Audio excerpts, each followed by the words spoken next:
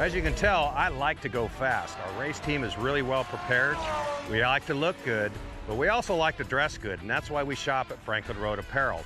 I own the company, and I wear the clothes that we sell in that store. So check us out. We carry all the top brands: Baldwin, John Barbados, Billy Reed, Goodman brand, and on down the list. So come see us, Franklin Road Apparel, Franklin, Tennessee. If your tooling isn't quite ready and you need parts, and you need more parts than just a few, or if your run is just not that big, look to the experts in low volume production, three-dimensional services. Whether it's 10, 100, or 1,000 parts, we can meet your needs. And if it's 10,000, we can do that too.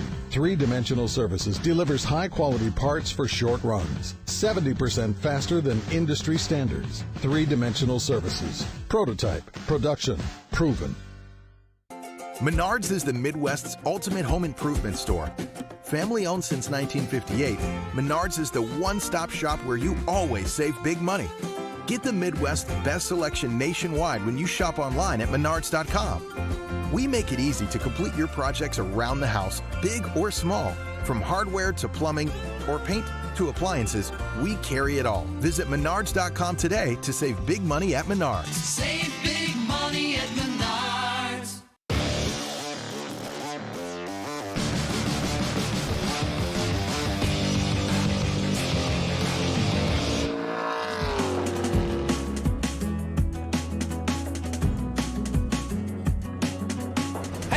Welcome to the Mission Foods Sonoma SpeedTour, round 5 of the Trans Am TA2 Championship. We're looking forward to the rest of our doubleheader, and with me this week is Chris Jacobs, who usually restores cars. What are you doing at Trans Am? You know, Jonathan, I am a huge motorsports fan. I just recently got into the TA2 series. The race last week at Laguna, man, what a finish. Incredible last 10 laps. I just had to get up here to Sonoma to see it for myself. Good for you. And you know what's funny is that this championship's been running since 1966. Here at Sears Point, as it was called then, now of course Sonoma Speedway, but everybody called the 60s and the 70s the golden age. I'm looking at the fields here and thinking we've got a new golden age. Yeah, Jonathan, I have to agree with you. In addition to the roster of veteran drivers, we've got these young guns. And in last week's race, I was most impressed with Brent Cruz. And the guy looks like he's not even old enough to have his license, and he's right up there, made the podium. He certainly wasn't old enough to drink because they got him off the podium. Yeah, just a teenager. But that's the beauty of where we are at the moment with Trans Am. A bunch of young guns all going for a massive prize. And at the moment, it's being led by young Evan Slater. He's with Ben Sissel.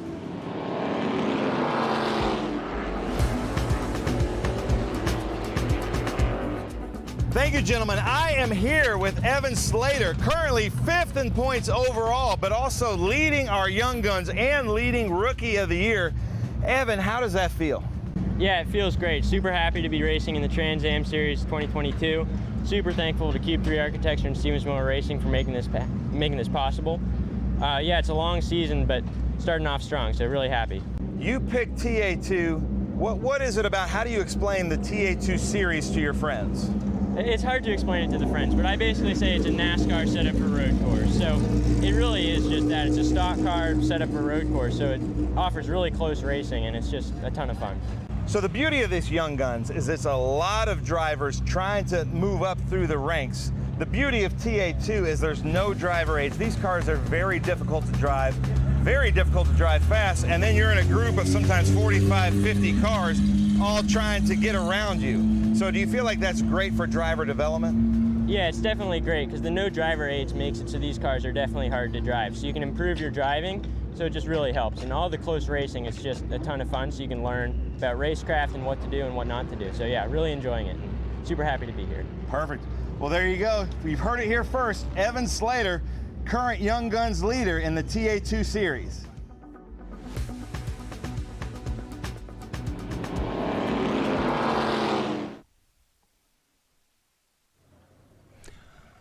Great stuff, Ben, and we'll be hearing from Ben Sissel along this long afternoon of great racing to come. Alongside me, once again, Chris Jacobs, and, well, what could be better? Sunshine, the wine country, and great racing. This really is the best view in the house. I'm so happy to be here with you, Jonathan, and see my first TA2 race live in person. And, you know, just mentioning Ben's interview there with Evan, it's amazing how polished these Yeah, guys are that's at what such gets a me. young age. I mean, he just seems like a seasoned veteran. You got to remind yourself, if you just heard him, you'd think you were talking to a guy who was on the circuit for, a decade. Well, I often get reminded because, some of these guys, like Brent Cruz is a former kart world champion, and I get reminded, that when you talk to a 15, 16-year-old and say, well, how many years, how many years have you been driving? And they go 10, 11, and then you go, oh, that's your 10,000 hours. You're almost there. Yep. So they are the finished product, and you're right. But how erudite, I think, is out of the car they are. I expect them to be fast. Any kid, a teenager, I remember myself at that age, is ready to race, has no fear, sometimes makes mistakes, but with the right mentors, and that's what's great about this series, is we've got the likes of Scott Lagacy, we've got the likes of so many good engineers and former racers helping these youngsters learn the way, and I think that's why this is really now becoming a real crossover point for these youngsters looking for road racing in NASCAR down the road. We've got several guys here who are already in the truck series. Now, without further ado, let's get down to the nitty-gritty because the pre-grid is ready, and so too is our man, Ben Sissel. Let's head down. Over to you, Ben.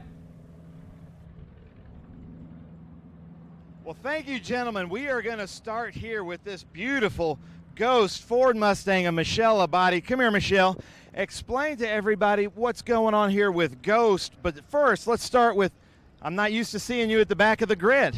Neither am I. This is my first time being in the very back of any grid. But no, we're out here, and Ghost Energy is out here with vending, and they're giving out some energy and some koozies, and they're supporting Trans Am and me. And so I'm hoping that we'll be making our way more towards the front for the race. Well, let's talk to some of these Ghost people. Come on in here. How cool is it to see your logo here, to see all the fans walking around with these Ghost cans having a great time? Is that pretty neat to see? Yeah, look, we started this thing for the love of the game. It's definitely surreal to see the brand in this way, and so bright. I mean, you could see this thing clear across the track, so it's insane. How about you? The car looks great. We couldn't be more proud of Michelle tackling the full TA2 circuit this year, so we're excited to see her race. You're passing people today. You're going to see a lot of passing. So pour some of that Ghost into the fuel tank, and you're going to move your way through the field, right? Thanks, Michelle. Michelle Abadi in the National. We've got Michael Fine here with the West Coast part. Architectural Glass Systems. Michael, come on in here. You've been with us on the West Coast Series for quite a while. How's it feel to be back here at Sonoma Raceway? Oh, it's awesome. It's a great day. Beautiful out. It's not too hot. A little bit of wind, but it should be a great day. Perfect. Michael Fine, a man of few words, very good driver. Tolson, let's talk to you, man. What's going on? You're looking nice, new suit. No, we had a little rough start in qualifying. Starting back of the pack, it's going to be a fun one, making our way up. Nice. Yes, sir. Look for Greg Tolson to make his way up, and those are kind of the normal things that happen here. And I'm gonna skip Ty Young. Just kidding, Ty. I'm coming to you, man. Your crewman back here has been strong-arming me. He's like, you got to talk to Ty Young. So what's going on? Well, Noel's the best PR guy in the business. There's no doubt about that. And the Ty J. Young Wealth Management Investments with Traction. Mike Cope Ford Mustang's fantastic. We had a little incident in practice. They got it fixed up. So we're looking to go to the front today. Nice. There we go, Ty Young. And Ty, when you retire from this, you need to be up in the booth. Your voice is like silk. Very nice.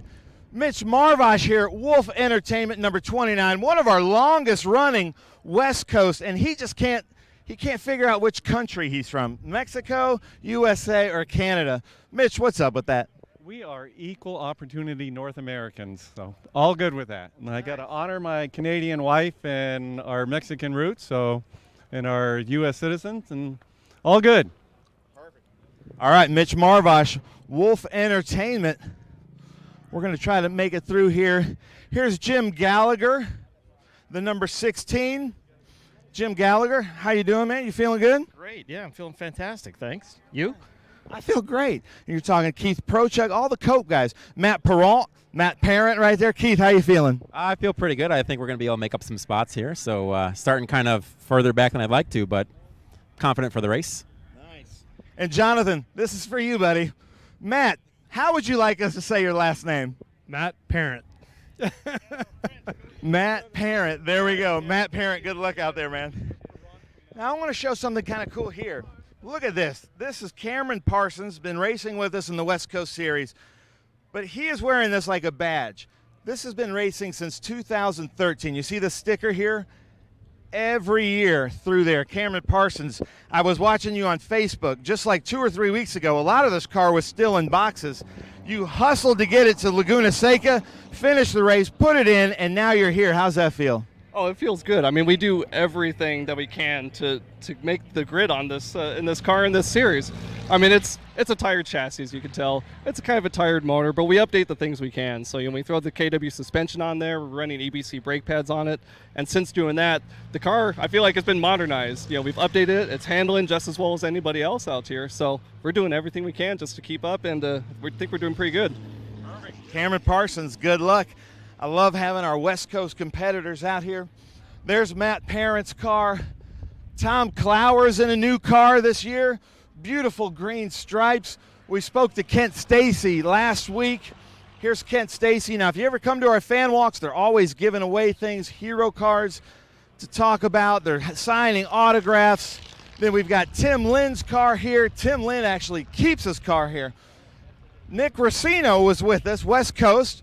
He was with us at WeatherTech Raceway Laguna Seca on the podium. How's it feel to be at Sonoma? Oh, it feels great.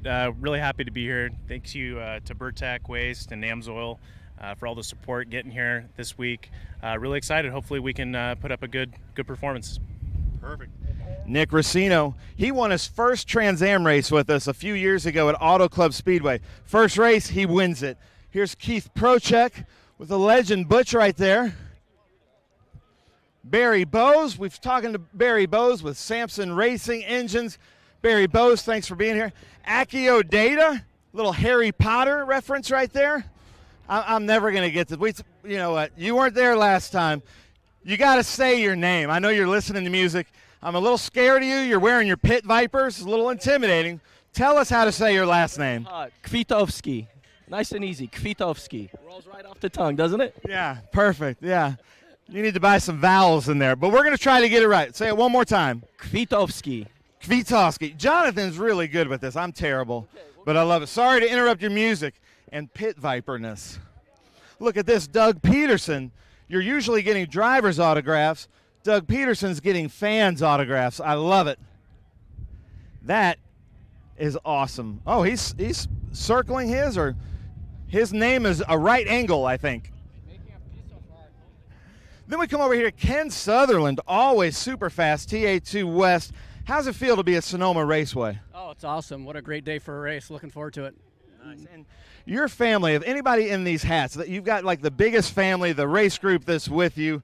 What's it like to have such a big following? Oh, it's great to have the support. You know, these are all our friends. Nobody really is getting paid here, so it's just a great opportunity for me and a pleasure for me to be able to drive their car and race with them. Nice. So if you're wondering about the TA2 West, it is privateer, family run. We just talked to Nick Racino. It's Nick Racino and his dad. It's Ken Sutherland, family and friends. Jeff Holden and his dad. This is the front, basically, of the TA2 West, and it's all about the privateers and getting it going. How are you going to keep Ken, who's very fast, in your mirrors? Well, we're going to get this relaxing CBD Camaro up front, and we got to thank Dakota Lithium for being on the car, too. And Mid-Valley Transmission's helping us out a lot. So I think we got the right car. I think we just have to take it easy and keep our nose clean for the first half of the race. But with this long of a race, you're going to get to the front if you're faster. Nice. Now check this out. Just like a fighter pilot would back in World War II, 2 Motul Pole Awards for Jeff Holden, TA2 West. Bobby Hodges. Bobby Hodges getting dressed. You want me to help you here, buddy? Yeah, so, Bobby, introduce yourself.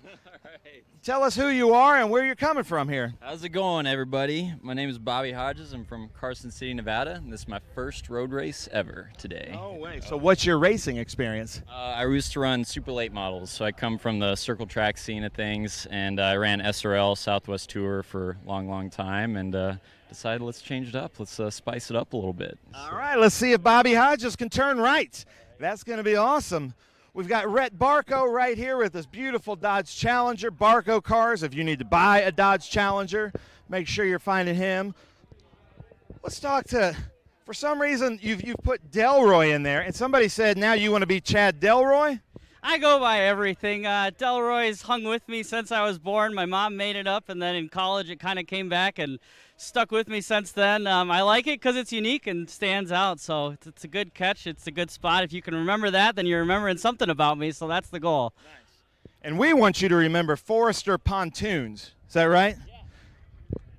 Now we come over here, Darren Mock. I love this because you've got so much NASCAR lineage in your genealogy, and it's kind of like a throwback, like we're seeing at Darlington. Is that what you were going for? Yeah, this is a throwback to Neil Bonnet and the Hodgson car that he ran with Ray Mock Racing, which my dad owned, and Aaron Hodgson is here and his family. So Aaron is Warner's son, who's the original owner of the Hodgson company, so it's cool that we were able to do this weekend and at Laguna. Nice. That is cool. Wait, now, which one? Right here? All right, how cool is that to see this in TA2? That's lots of memories, and Darren's such a great kid. Looking forward to a good day on the track. Nice. All right, well, I'm getting an alert that we've got to huff it, Tony. We got to get up to the front of the grid. Dylan Archer here, FPEC, Food Processing Equipment Company. The Canadian, I don't know, Dumoulin, how do I say your name? He says that's close enough. He's back with us. Look at this Scott Borchetta. I've known Scott Borchetta. He wears his Sunday best in SVRA. This is your new Sunday best. Tell us about this. It is. You're referring to Bobby Unser, who I always honor on Sunday for SVRA. We've got Bobby on the car because it'll be 1 year tomorrow since he passed. But yeah, wider is lighter and faster. So. Nice. I love it. Whiter is lighter and faster. So we got to move it up. I'll try to get it as we go. Elias Anderson here and another Accio Data car. Lawless Allen back with us. And look at this against Jack Wood Truck Series. Then we've got Roy Fulmer here in the 186. Jeff Sexton in this beautiful Horse Soldier car. Cameron Lawrence from Franklin Road. And then I need everybody to clear the grid. If you can clear the grid, please. Carl Rydquist here with Franklin Road. Adrian Loftovsky, I've been trying to pronounce that right. Tyler Casera, beautiful Liqua Molly. And Adam Andretti as he comes through. Three-Dimensional Services Group. Evan Slater, we spoke to him earlier. Misha Goigberg here, BC Race Cars, always super fast. I don't know who this is real quick. Hold on, let's see here. Corey Heim, welcome to the Trans Am Series. I'd love to talk to you, but I have to get up here, man. But thanks for coming out. Connor Zilich, always really fast. Maurice Hall, team owner. We've got Brent Cruz. Then we talked to Connor Mosak, Rafa Matos, and Thomas Merrill. That is a walk through the grid. And then, ladies and gentlemen, I got to hear Carly Rhodes sing earlier. Beautiful voice. She is going to give us the national anthem. So, Carly, take the mic. Take it away. Oh, say, can you see by the dawn's early light what so proudly we hailed at the twilight's last gleaming, whose broad stripes and bright stars through the perilous fight o'er the ramparts we watched were so gallantly streaming, and the rocket's red glare, the bombs bursting in air, gave proof through the night that our flag was still there. Oh, say, does that star-spangled banner yet wave o'er the land of the free and the home of the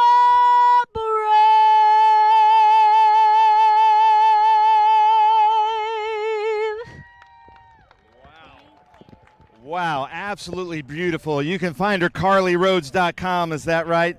Unbelievable. Now, gentlemen, I'm going to send it back up to you to go through this huge grid in TA2 at our Mission Foods Sonoma SpeedTour.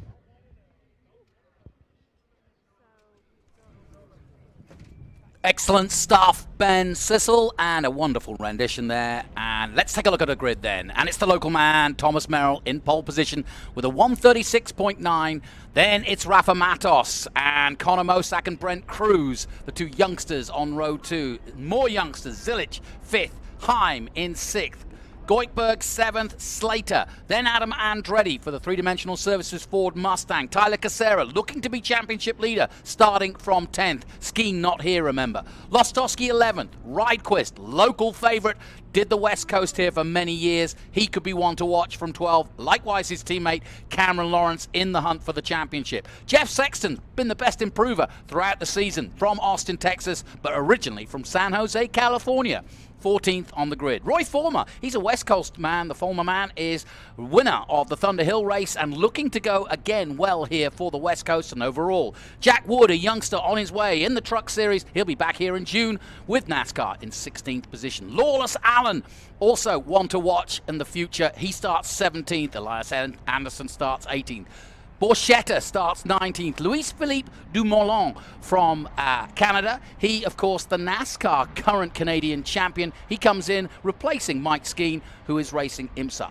Dylan Archer, 21st. Darren Mock, the youngster, in 22nd. Chad Christensen, 23rd. Rhett Baku, last year's Rookie of the Year, 24th. Bobby Hodges, you heard from him on the grid. First time out. Good for him. The man from Nevada. Jeff Holden alongside him. Then a bunch of West Coast drivers. 27th, Sutherland. Doug Peterson starts 28th. Of course, he runs the three-dimensional team. Kwiatkowski, the Polish name, but very much the American, in 29th position. Barry Bowes from Texas in 30th. Prochuk in 31st. And Nick Racino, a West Coast entry, in 32nd, third. And we're not done yet. This is a record field here at Sonoma for Trans Am in the history of them coming here. Tim Lynn and Jim Gallagher alongside each other, 33rd and 34th. Then Clower and Parent, I should get it right, Matt Parent, 36th. Cameron Parsons, you heard from him on the grid, 37th. Kanuki in 38th. Then Gallagher, Jim in 39th. Mitch Marvos is 40th. Ty Young had a problem, hurt the car a little, but the damage was peripheral, but he does start 41st. Greg Tolson, West Coast, 42nd. Michael Fine, 43rd. And Michelle Abate had a oil leak problem, and therefore will start with the spare car today and look for her to come through. Let's head down to Ben Sissel for that all-important announcement. Well, thank you, Jonathan. I've got Jimmy Day here with Optima Batteries. Jimmy, take it away. On behalf of Optima Batteries and the Ultimate Streetcar Association, drivers, start your engines!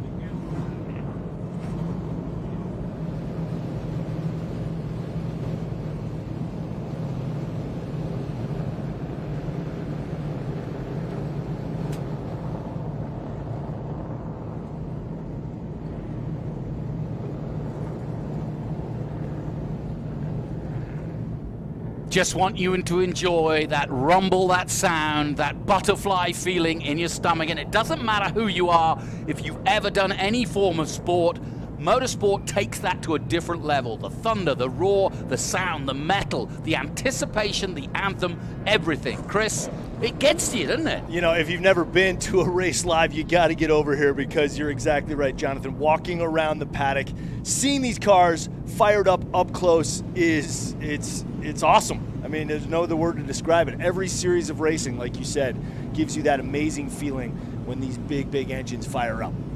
Chris Jacobs is the man you're listening to, and if you don't recognize the voice here at Trans Am, he, of course, is one of the hosts of Overhauling. And,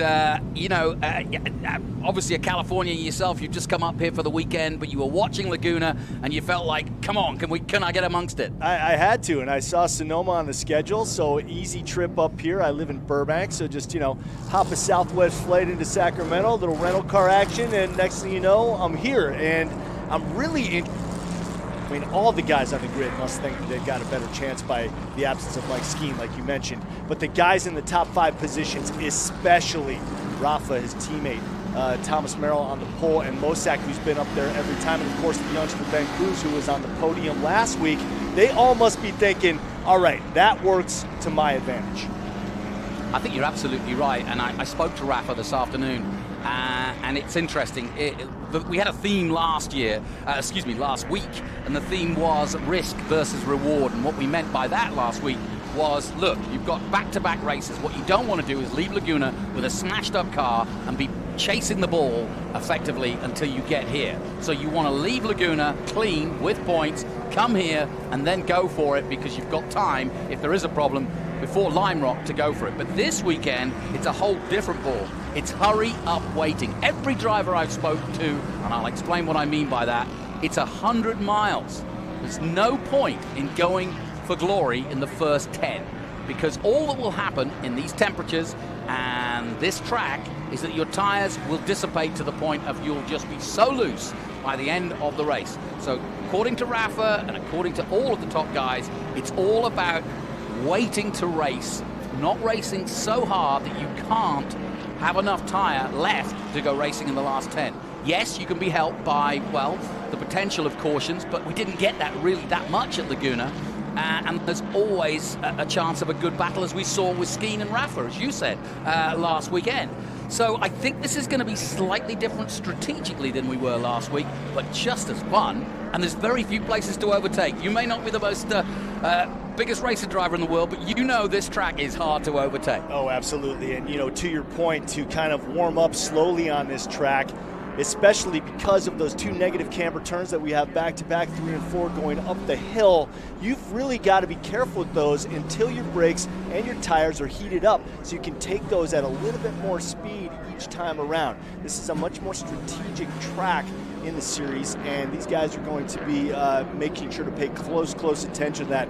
And I mark my words, Jonathan, by the end of this race, turn 11, the hairpin, Gilligan's Island, will come into play at the end of the race. Now this is interesting. Look at them all stopping almost as they come out of the carousel, because everybody's sort of, what they're trying to do is put temperature into the brakes, and you do that by accelerating and obviously braking hard. You're also weaving from side to side to get heat into the tires. Although, like I said, you've got to balance it here. It's going to be warm today, warmer than it was yesterday. We had a very strong breeze. You saw it yesterday's racing. A lot of wind around, so it's going to be interesting. This you can see the track from overhead here as we come into these Franklin Road S's, as we're calling them. This is a very, very important section. Evan Slater won that went round yesterday in that particular section, and it's easy to make a mistake through there. The car gets light, and you'll see the onboards from the Cube 3 Architecture Interiors Planning car as we've been shuttling through. Ryquist, we're on board with him, so we'll get plenty of onboard action. But while we've got a moment, just remind yourself, Mike Skeen leads the championship at the moment with 97 points. He's not here, and this is a huge opportunity for the likes of Tyler Casera, who led the championship coming into Laguna. Tyler Casera is only 6 points behind in that Liqui-Moly 14-turn distribution Chevrolet Camaro. Then it's Rafa Matos, our current champion. He's third, but only 6 points behind Tyler Casera. Then it's Cameron Lawrence, who's qualified well. He's fourth in the championship. Evan Slater, the man we were on board with a moment ago, is fifth in the championship. Connor Mosack, sixth. Had problems last time at Atlanta, but recovered well at Laguna, and that's what's put him there. The one to watch today that was seventh in the championship, Salinas' Thomas Merrill. Grew up here racing and grew up at Laguna Seca just down the road. He is an absolute expert around here, and therefore we should watch for him to come through. Obviously, starting from pole, you've got the advantage. Tony Perella can't be more delighted to see a record field here at Sonoma, and you know what this means to him. Oh, of course. I mean, this is his baby right here that he's looking at. A proud pop on the sidelines there. And Jonathan, just to get back to your point about the various drivers and where they stand in the points, I think that Rafa Matos has got to be the most focused driver out there today, because this is a huge opportunity for him. He led a lot of laps at Laguna. Some great racing down the stretch there, and Skeen was able to pull it out, but Rafa was right there the entire time. I know there was a lot of talk about, are the teammates going to play nice? Well, they certainly didn't, but it made for some amazing racing, and I think that Rafa's going to want to get some redemption this week. I think it shocked Rafa as much as it shocked everybody else, but Doug Peterson's attitude is, hey, I'm going to put this team together. I'm going to get the very best drivers in the world that I can get that are Trans Am experts. And with that combination of sharing data and working, letting them race, no team orders, let's go. Now, it could end in tears. It's sort of like an approach by some two-car teams in Formula One. If you sometimes work as one's the leader and the other's not the leader, that can backfire on you. If you just say, have at it, guys, like some of the other teams do, that can work too. But we like to see great racing. We saw it last week at Laguna, and I think Rafa will be the man to watch today, especially if he gets the lead. What he said to me was, what I want to do is get into the lead and control the race, and if I have to slow the pace to save my tires, so be it. Yeah, and I think that Mike Skeen didn't think that Rafa had gotten that lead fair and square because the flagman didn't give him the opportunity to go, and so Skeen lost a little bit of momentum there. He let 2 cars go by him, one of which was Rafa. He managed to get back into second and then eventually first. But I think you're right. Rafa, this is his moment, his opportunity, and I think he's going to do well today. Well, as is my tradition, I'm going to stand up here in the commentary booth because I love the start. I can see the pace car with the lights off, which means it's coming in, and that means we're about to go racing at Sonoma. Get ready for some sizzling, sensational Sonoma racing here from California. It's our second leg of the West Coast swing. We're back to Lime Rock in a few weeks' time. But what comes out of this could be so important. Merrill in the blue and white on the left-hand side. Rafa alongside him in the all-yellow. We're formed up, we're ready, and we're racing here at Sonoma. Good start from Rafa on the inside. Can he keep his nose ahead of Thomas Merrill? He'll have to swing round the outside, but I don't think he can do it. And Rafa Matos takes the lead of this race. And just like that, Rafa, I think, was looking to get a very good start. He certainly couldn't have been more than an inch behind of Merrill's nose when they went across the start line. Tyler Casera with a good start too, and likewise Misha Koikberg getting past him, and so Evan Slater going back a few spots, but he did say to me actually this morning that he's just going to bide his time. He's not going to take any risks early on. He's lost a couple of places there, and we go on board now with Adrian Lostowski. He too has had a similar approach in the Hawk Performance car, saying that he went back to basics after Laguna. They lost it. They went round the houses trying to find a setup, and they didn't go into the right place. Now they're going to take their time, and they've been building and building and building, and he's confident now as they go into the hairpin for the first time. Rafa Matos then leads Thomas Merrill. Third place, Connor Mosack. And as you talked about in the opening, Jonathan, they are taking their time. They're not doing a lot of hard racing in this first lap because they want to get those tires and brakes heated up, and they want to find out where the spots are on the track that they can be aggressive. Yeah, it's actually Brent Cruz and Connor Mosack going wheel to wheel, and I've got a feeling that Brent Cruz might have got ahead of Mosack as we go back on board with Evan Slater and the Cube 3 Architecture Interiors planning on board through this very fast section, and you can see some oil dust down there from one of the previous cars. That'll be making it nice and interesting too, but I think it's not going to be slippy. It's Misha looking for a slip up the inside of the number 90. That's Corey Heim, and he's another one of these youngsters on his way to NASCAR, very successful in ARCA and currently in the Truck Series.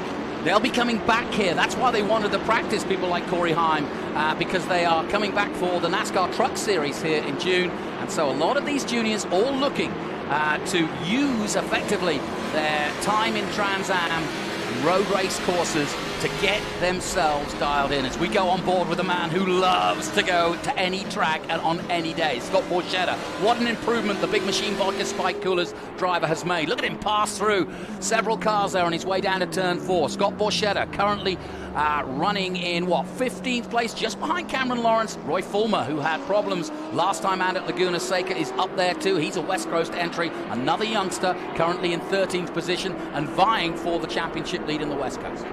Borchetta already with a couple wins under his belt this weekend in the other series. So he, like you said, that man loves to drive, and he does well. Well, and I've talked to him about it. He uses SBRA without a doubt to get lap time and real feel for the track at that time on the day. So he's in a Corvette, a 69 Corvette.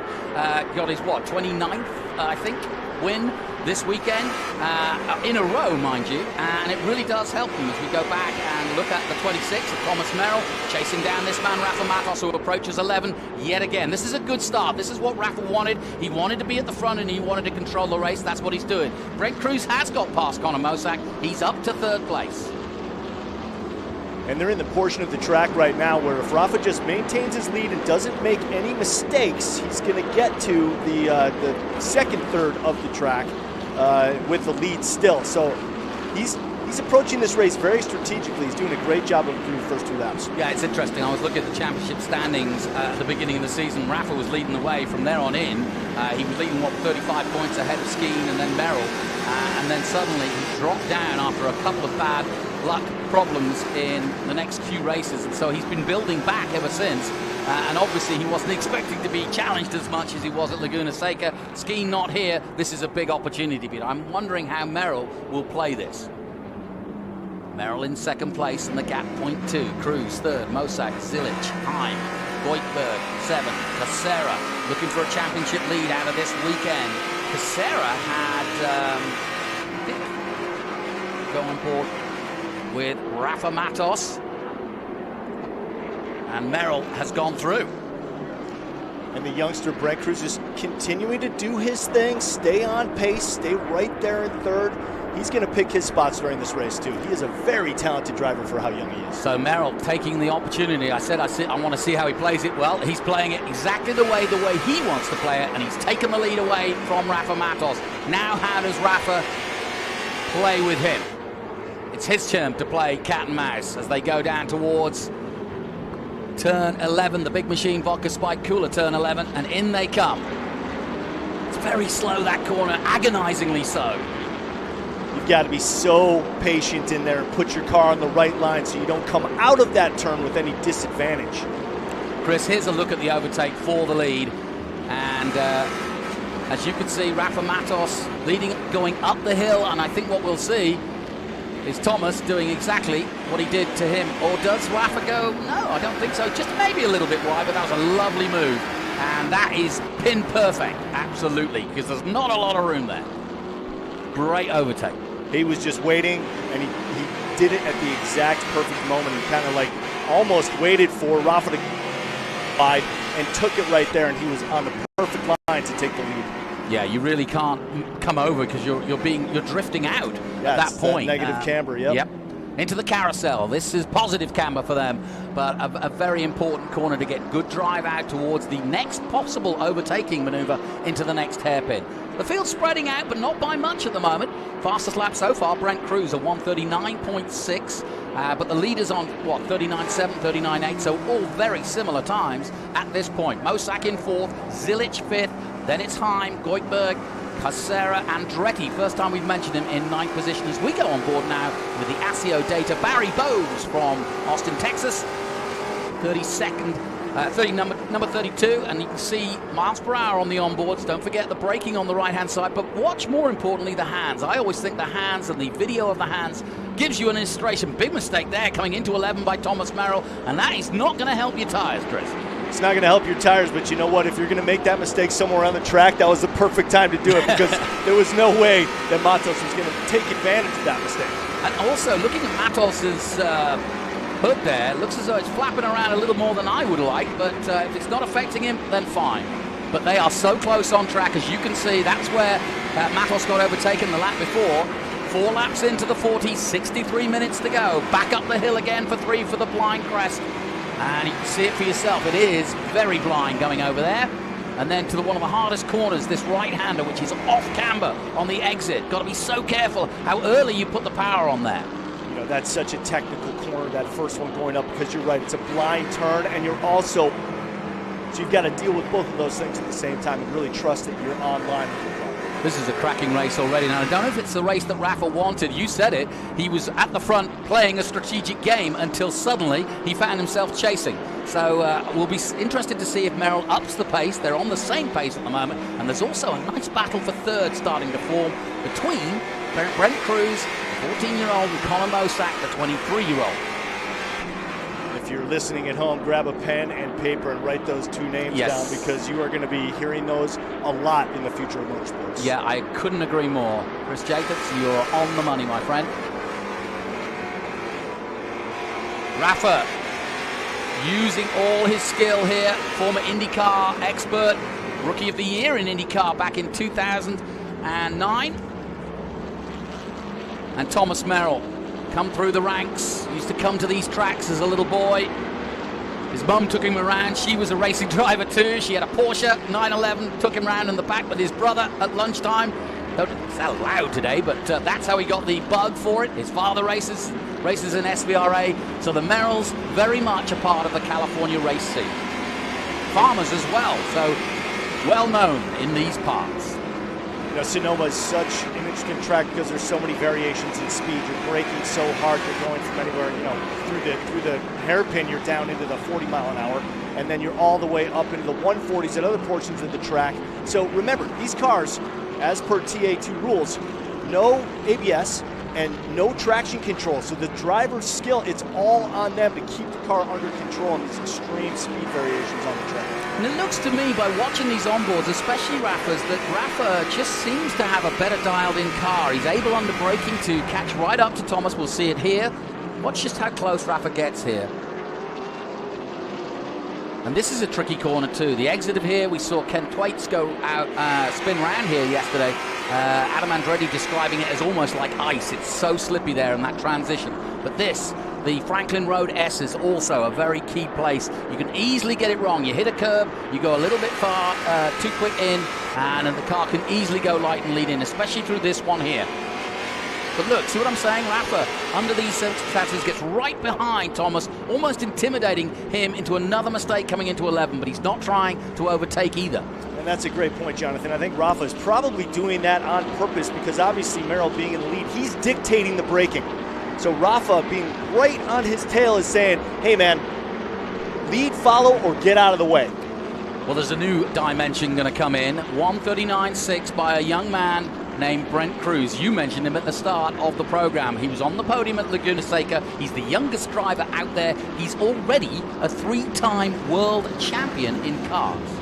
Absolutely incredible. Here's on board now with Evan Slater in the Q3 Architecture Interiors Planning car. And Slater chasing hard down on Adam Andretti. Andretti needs a good result. He's been up and down through the days. He had a great race. And look at this, they're side by side, almost there. Slater looking for a way past, but Andretti knows how to get wide. But Andretti came from almost the back last weekend up to 7th place. He had a big battle with Mitch Keukenberg and ended up in 7th, I believe. Ooh, went very wide there, and there's pressure on now for Rafa as Thomas Merrill is probably sensing that Brent Cruz, and here he comes with Connor Mosack. Now the youngsters are playing it superbly here. Brent Cruz just did the fastest lap of the race, and now look, we've got a 4-way battle at the front, and the strategy's out the window. I love it. Just as we were talking about him, here he comes in that 70 car, really pushing the envelope, so smooth. He's always seems to be under control. You really don't see him making any mistakes out there. You know, I was doing some sniffing, as a good reporter should this morning, and I was trying to find out more things about Brent Cruz, and I just quietly took somebody aside and I said, tell me a little bit more. And they said, well, did you know at 10 years old he turned down Sauber in Formula One and said, no, I'm going India NASCAR. That's what I'm doing. So that's, I mean, because I said, surely if you're a world champion in cars, you're going to have all the team managers after you. He goes, it was true. They were looking at him at that age. So Slater and Andretti continue their battle. I have a feeling that Michael's going to be moving on. Let's take a look. Here's Rafa and whoa, Merrill again. And that was, wow, Hunza would have been proud of that. Chrome horn. And that's where the overtook took place. I mean, we had it up on our computer here that Merrill still had first place, but obviously on the track you can see that Rafa had passed him, and there you see it right there. Well, it's fast and furious, and I would have thought Thomas will be both. So that is really interesting because Rafa, well, I'll be interested to see if David Hoots has anything to say about that. But anyway, this is racing, not our decisions, and we saw it there in plain sight. Good racing incident, but good racing between them. And that's battle between Andretti and Slater continues. Here it is, coming down to the hairpin. And the 35, Evan Slater. Another one of the kids. He is leading, in fact, as you heard at the top of the program, the Rookies Prize at the moment. Looking for the Young Guns Prize, the Peter Gregg Foundation of some $20,000+ for the one who wins that. and Andretti under pressure. But I did talk to Adam and I said, who impresses you of the youngsters? And he said, Evan Slater, without a doubt. He said he's clean, he's fast, and he's fair. So I don't think Adam is going to be worried about how he races this young man behind him. But there's plenty of others to come, unfortunately, because there's so many good drivers, like this man, Cameron Lawrence, in the Franklin Road car.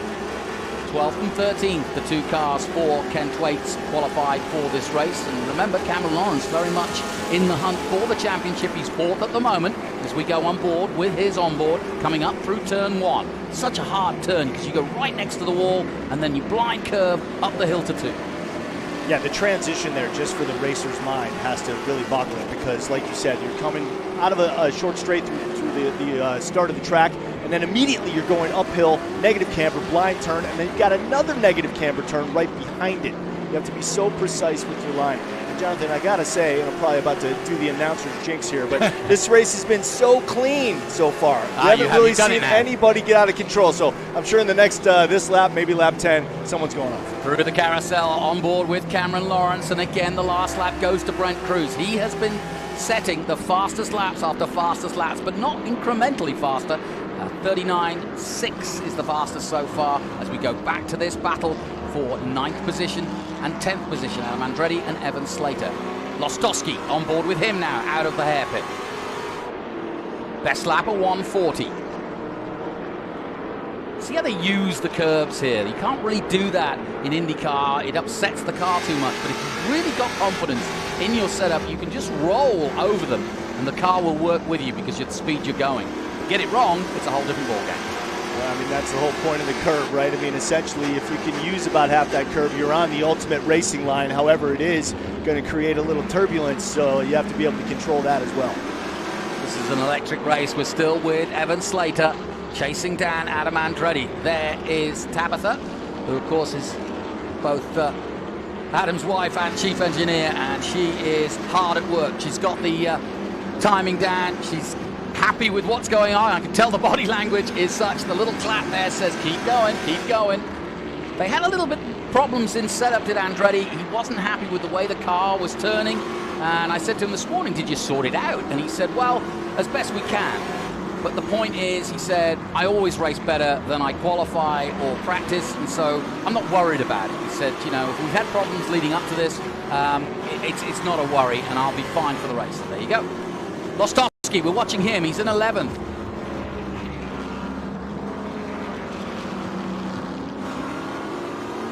He's got Cameron Lawrence behind him. Carl Reitquist hasn't shown yet. He's still 13th, and he started just there. So Lawrence and Reitquist, two of the men I expected to come forward. Likewise, Lawless Allen.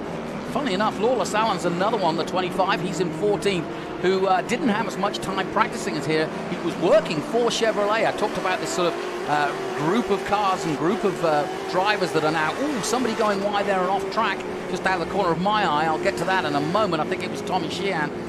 But going off track down at the turn 1 corner as we go back on board with Cameron Lawrence in 12th position. His teammate Reitquist just behind. Now we're starting to see that battle. There's Jack Wood, another one of the truck drivers who, NASCAR truck drivers who's coming here and really impressing Scott Lagasse. Youngster in the 27, and Dylan Archer, another youngster, and of course that famous Archer name. And Dylan, just a great kid. He had a crash earlier in the weekend, just got a little loose out of turn 10, and they repaired it. Luckily it was just body damage, and he says he's looking for a top 10 out of this. If he's lucky, a top 5. So that was his report this morning, but it was all smiles at Team Archer. Back with Scott Borchetta, who's always smiling when he's in a car. Now look at the bottom left, Chris. I love watching how he wheels the car. Yeah, Scott is just such a talented driver in all of the series that he participates in. I'm proud to say he's a fellow Burbankian. He was born in Burbank, California, now living in Nashville, but still got those Burbank roots. And yeah, he owns Nashville these days. He probably does. Probably got a good chunk of it. He certainly does, the Grand Prix in that respect, and thanks to him, we're going there in August for the IndyCar race with Trans Am on it. And are we seeing one car off the track there? Yeah, I think that's the car I just mentioned at turn 1. Fortunately, that didn't affect the race. We don't see any caution flags or anything, so they race on. Why I wanted to mention Borchetta. Here comes Slater on Andretti, and he's got him.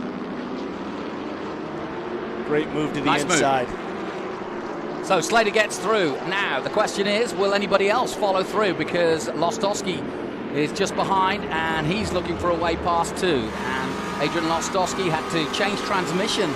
Alternator after last night. The alternator went, and not a big deal if you've already got your qualifying lap in, but it was a simple change. They had the part, and they put the alternator in, and he's A-OK. And he's in a good position for a top 10 finish. That's what they want out of this weekend. I talked to Adrian. He's from the Northeast, and he said, I just want to get out of the West Coast cleanly. He had problems last time out, and he just wanted to kind of regroup, get some points here, and then get back to what he knows and loves, and that's Lime Rock, Mid-Ohio, and Watkins Glen, and places like that. So that's what Lostowski is set out to do. And that pass by Slater over Andretti is a great example of the patience that these guys are displaying on the track today. He stalked Andretti for about 2.5 laps there, and finally picked his spot. Andretti maybe made a little mistake there and gave him too much of an opening, and he went right through on the inside. Well, again, spoke to Adam, and I spoke to Rafa and Adam separately, because obviously they share data, but I was interested to hear that they almost followed the same line, which was tire management, grip temperature, grip attrition, control the race, and wait for those last 10 laps. Adam said it last weekend at Laguna, and he had the race tires underneath him at the end, and therefore could use it. Ooh, was this Zilic? And the 90, yes, two of the youngsters going at it. Zilic in 5th and Corey Heim in 6th. And Conor Mosak just ahead of both of them. Now we're really seeing the young guns do what they do best. All grouped up for a little mini battle here amongst the guys. Yeah, we had a whole conference with them at Charlotte and said, do you guys ever race together? And a couple of them had raced coming through in karts together over the years. So always interesting to see how these young guns approach each other. There's definitely amongst these over 10 or 11 drivers who are under 24, all a bit of a competition between them, not only for the prize money of the young guns, but also for the pride and a bit of notoriety. Jonathan, we're getting some information about that car that's out. It's car 33, Nick Racino, and he's out with suspension issues. He was actually on the podium at Laguna West TA2. Yep, there you go. Yeah, shame for Nick Racino, as you say, fighting for the West Coast. And I spoke to them this morning, and they were A-OK, but they won't have expected that. Luis Philippe Dumont going through at, well, that was almost a Moulin Rouge, the way he went around there. Nicely done at 11 at the Spike Coolers, the big machine by the Spike Coolers corner, and through goes Dumoulin, the Canadian NASCAR champion, making up a spot in the 89, coming in for Mike Skeen. He's done that already this season, and he's a handy guy to have because they're going to have a 4th car at every round, and he's happy with the shorter season in NASCAR in Canada to come down, very similar to the cars he races in Canada. And Adam Andretti once raced with him and said, yeah, perfect guy to have. He's stable, he puts good information on the car, he doesn't make mistakes, and he's the kind of guy that you want in a team because he's going to be there at the end. Currently in 19th position, chasing that man, Elias Anderson of Texas. Had a chance to stop by the three-dimensional services group pit yesterday and saw all 4 of the cars lined up, and wow, they are a professional operation, and the proof is in the pudding. A lot of their cars are always close to the top of the grids. Yeah, there's some really well-prepared teams here, and I was surprised when Mike Skeen came in because Mike Skeen's a champion in his own right, and I wondered if Rafa and Adam, you know, they were all going to get along. You get so many good drivers in one team, and it's hard to control, you know, how they race, and we saw a little bit of it at Laguna because that could all ended in tears. It was great TV, mind, but it's not what a team manager like Doug Peterson wants to see. But they got away with it, and I think his plan of getting the best of the best is working at the moment. If anyone was going to shed tears at Laguna, it was going to be Brent Cruz, because he said after the race he was just waiting to let those guys race it out, and maybe they'd make a mistake and both cars would get taken out, and he'd just cruise on through to first place. Pretty smart for a teenager, huh? Yep. I was asked how they were schooling him, and it's a bit of touch and go because they have got teachers sort of setting schedules for him so he can continue to race. He's going to be doing some sprint car races and some dirt races throughout the year here. And guess what Brent Cruz wants to do? He wants to run Indy and NASCAR at the same time. I said, well, Jeff Gordon did that at the 600. He goes, no, for the season. Ambitious. That is. Now Brent Cruz coming up on Jim Gallagher. Gallagher not finishing last weekend's race, stuck at the corkscrew, and through goes Brent Cruz. And now this is where the interesting part of this race comes into play, because there are guys that they're, this track is not known for easy overtaking, and now you've really got to pick your moment. Especially at that spot where Cruz just overtook Gallagher. I wonder if Gallagher was having a little bit of issue with his car right there. Still the fastest man on track is Brent Cruz, still in third place. Barry Bowes on board with him now in the ASIO data car. Full throttle, touch of the brakes and into the carousel.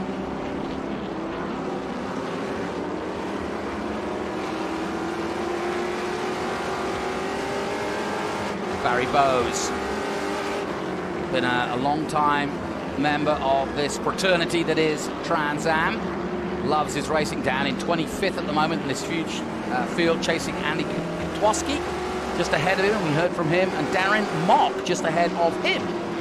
And then Roy Fulmer, the fourth, down in 27th position. He's a West Coast entry. And at the moment, leading the West Coast, Jeff Holden, currently in 22nd. On board with Lostowski again. Still that battle for 10th and 11th. And he's lost some time on Andretti. You can see as he comes over this crest how far Andretti's ahead of him.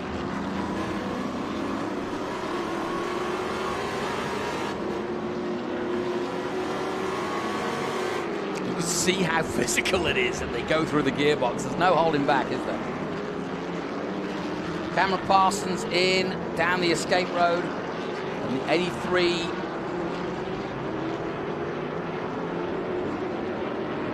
Needs a tow, it looks as though at the end of the session. So that's going to be interesting. How far back is he, I wonder?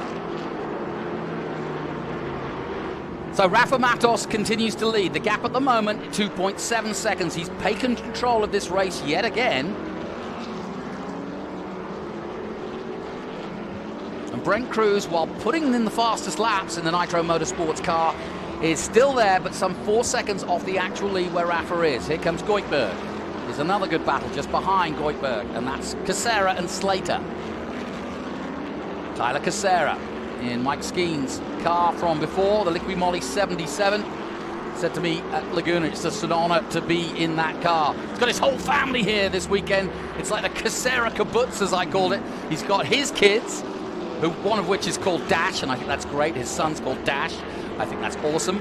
And he's also got his chief mechanics family here. His mum's here, his wife's here, all good stuff. Look at this stuff. Great racing. Jack Wood losing out to the 31 of Elias Anderson. So Anderson's put himself a gap between himself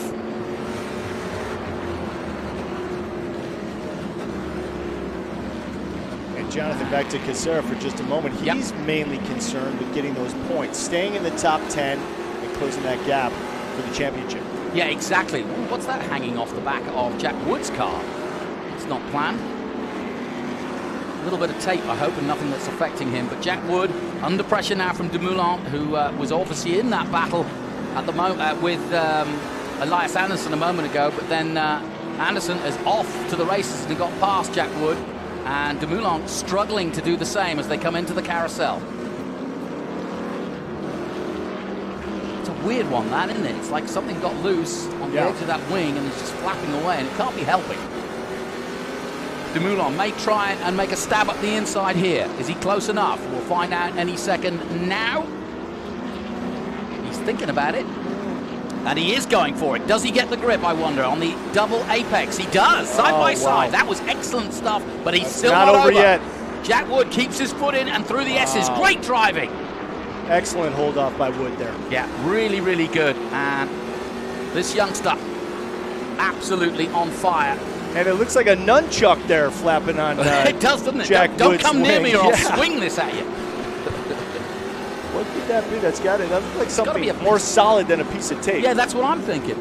Maybe sometimes you put another extra gurney on the top of the wing, and maybe that's ripped off to the left-hand side, and that's what's just flapping around there, which shouldn't really affect him, only in a straight line, as once again Brent Cruz right there in third position. Hasn't improved that lap time yet that he did on lap 2. What a race. 17 of the 40 gone. And we look further down. Archer, Anderson, Wood in 18th, Dumoulin 19th. That was the battle we were just watching. Rhett Barco just behind him. And then further down, Michelle Abate's done a good job. She's come right up from the back. She's up to 32nd now. And this is one of her favorite tracks, the girl from Reno, Nevada, from Las Vegas, Nevada. And she got her first podium here on the West Coast, first female to do it. Now, are we going to get past Wood?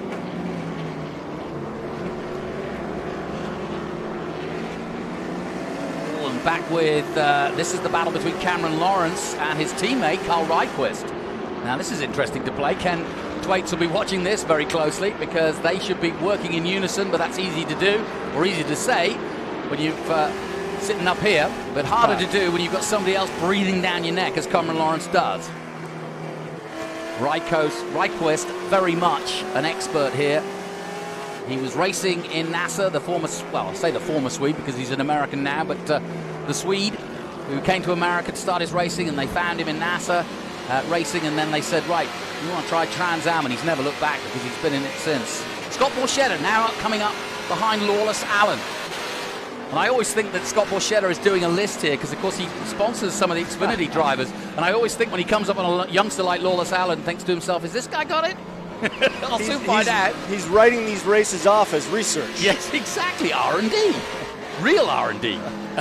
If I beat you, or if I can't beat you, then you're good. And Jonathan, once again, I just have to reiterate, we're almost halfway through this race. Not a single caution or any real contact. This has been a super good race. Lawless Allen just locked up there, but it wasn't his fault. As we go back with Zilic and Mosak. Zilic getting past Mosak. Let's see if he saved it.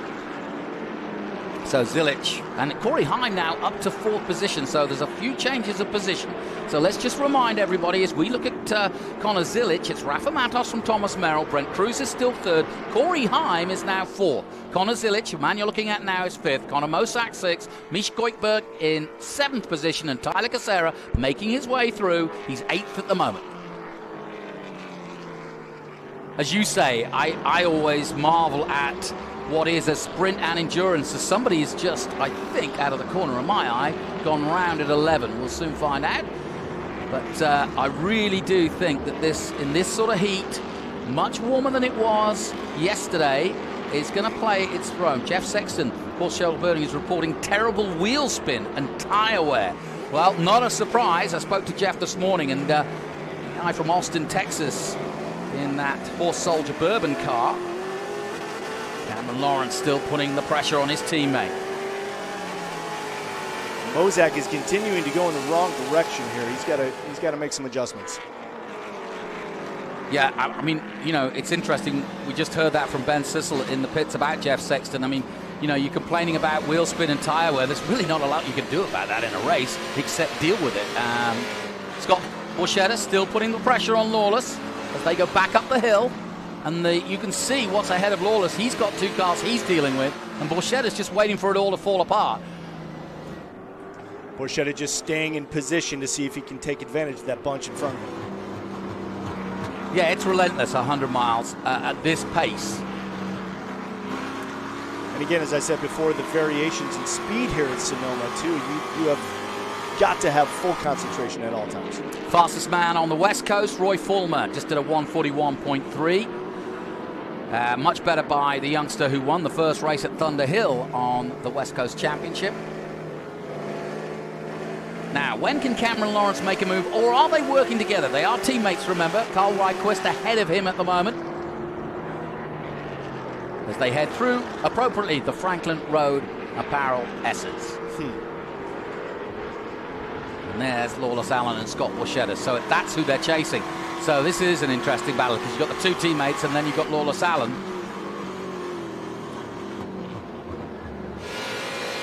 And Lawless was another one I spoke to this morning who said, tire wear, tire wear, tire wear. It's a great look coming into 11, and you can see just how slowly and precisely they have to go through there all the way down to 35 miles per hour. And that's Sexton out of his car there. Jeff Sexton out of the race, and sadly, for whatever reason, maybe the tire wear just too much to the point where he just wasn't getting anything done. And that actually is a real shame because Sexton has been over each race. He didn't qualify well. He had problems pre-qualifying at Laguna, came from 43rd all the way to 13th, but sadly is out of this one. So his record of being the most improved driver along the season will dissipate after that run. But Cameron Lawrence, as close as he's been to Rydquist now, and Carl Rydquist will need all his track knowledge now to hold off Cameron Lawrence, who's also pretty knowledgeable at this place. Sonoma is so well known for very few places to overtake. Into the carousel. Hard to see where Lawrence is better, if not worse, than Rydquist, because they're both very similar. And of course the cars will probably be set up almost identically depending on the driver's feeling. And Borchetta now coming ever closer to the pair of them. Scott just biding his time. He knows that something's going to happen here in the next couple laps, and he'll be able to take advantage. And he too, with halfway gone, 20 of the 40 laps gone, 36 minutes to go. Scott's best lap at 1:41.35. Like I said, he's been out here, 2 or 3 times already this weekend in SVRA. He's got to be up there as having probably the most laps on this track of a lot of these guys out here. Kent Stacy out with a mechanical in the number 86. Our first look at Michel Abate.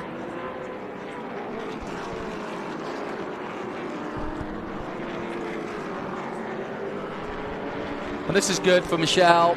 This is her spare car after that oil pressure problem yesterday in qualifying, and so she had to start at the back. They swapped cars. I didn't get to speak to her last night, but I spoke to her today, and she said, look, I'm just going to do what I can do. But she's doing a heck of a job because she's really come from the back, quite literally, and she is just scything away bit by bit, carefully going through. She's now 29 in that ghost bright fluorescent car. You won't miss that one. I was going to say she's being very true to her brand. She's the ghost coming up through the field. Rafa! Look at that for the lead. Again, as these pass. two keep taking bits of fairing off each other. Rafa Matos into the lead again, ahead of Thomas Merrill. Great pass. And the perfect spot to do it.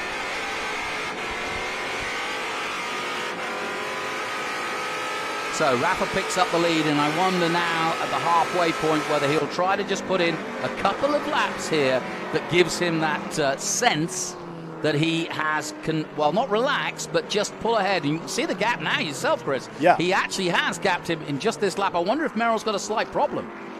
It's looking like he may, because he's not catching up to Rafa, where on the own he just gets passed again. So yeah, Merrill's got a problem. And what's happened here? Dumoulin, Louis-Philippe Dumoulin is parked up as well. Now that could bring out That's going to bring a caution perhaps. Well, no, it depends where he is, because look, he's not on track. He's actually, I don't think he's in an unsafe position. We'll soon find out. Oh yeah, he's right up there. See him off to the side up there. Yep, I see you. So there he is, parked up. They probably won't. He's off the track, so they probably will not bring out the caution for him. I tell you what, some man who doesn't want to see, because of course he's teammate to Rafa Matos, the last thing he wants is to have Merrill getting a chance to catch right up with all the hard work he's done, because he's got a 3-second gap. As we take a look at, once again, Corey Heim, 4th place, and trying to make his way past the 14. And that's a great point to make, because, you know, they call them restarts on these races, but they're really resets. All of the gaps get closed. And in fact, it's Matt Parent that he's right behind. There's Brent Cruz doing himself another overtake as the man still in 3rd place, going well in that number 70 Nitro Motorsport car. So no safety car just yet, or no caution just yet. Brent Cruz coming into 11. It's Big Machine Vodka Spike Cooler turn 11, and just getting ahead of the 66. But now it's going to get tricky, because as the faster car, that was Michael Fine he overtook. I think now we're going to have to start seeing some real good overtaking and strategic overtaking, because you want to wait for the right time, but you don't want to wait too long. That's and exactly this is a good right. example. The last 10 laps are the last 10 laps, but you don't want to be so far back that you can't take advantage of those last 10 laps. Exactly. Well, fascinating race. We've been green the whole way so far.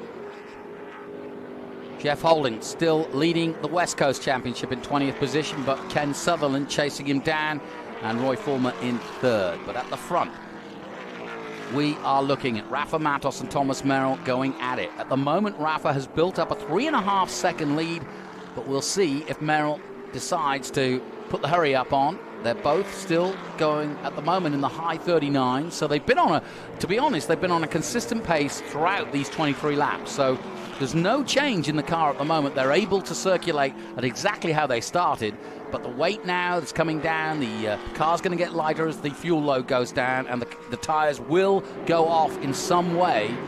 It's just a matter of how well you manage that as we go back to Tyler Casera.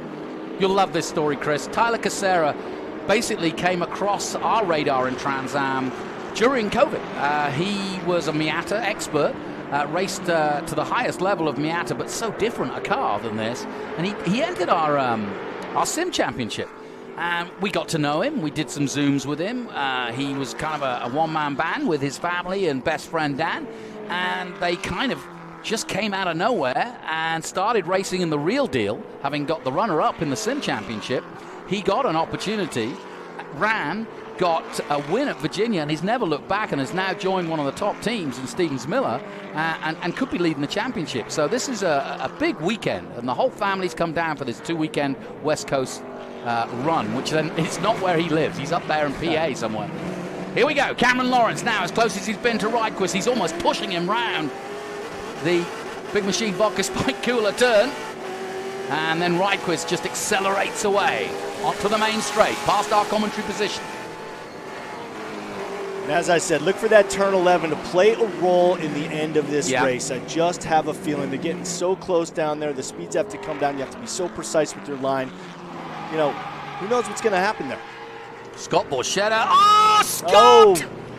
Great Scott has just turned it round, and I think I know why. I think he may have got one rear wheel just a little wider than before. He was pushing hard out of 2, the Mission Foods turn 2, and sadly, Borchetta, he was trying to make an overtake, and I think he may well have just, I don't know, pushed it too hard. What do I know? That was a tough spot to do it right there. Fortunately, he's back on the road, though, avoiding a caution. Well, the good thing is he's kept his head, and he's got back out and going, and he probably hasn't lost too much, to be fair. Yeah, it looked like only 1 or 2 spots got past him when he was off. And now, look, Lawrence has done it. He's got finally past Rydquist.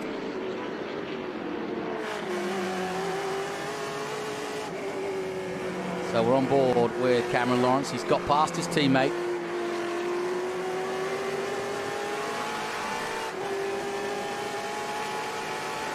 Fascinating race. 25 of the 40 gone. Less than half an hour to go. But this is where the pressure is on, because these drivers are starting to feel it physically, mentally. The heat is growing as the race goes on. And, of course, it just gets hotter and hotter as the engine heats up. There's no wind compared to yesterday, anyway. Absolutely. I mean, if you look at the American flag over there, Jonathan, here we go. Here's what slack. happened to Borchetta. Now, he's at the back of this. Look, you see?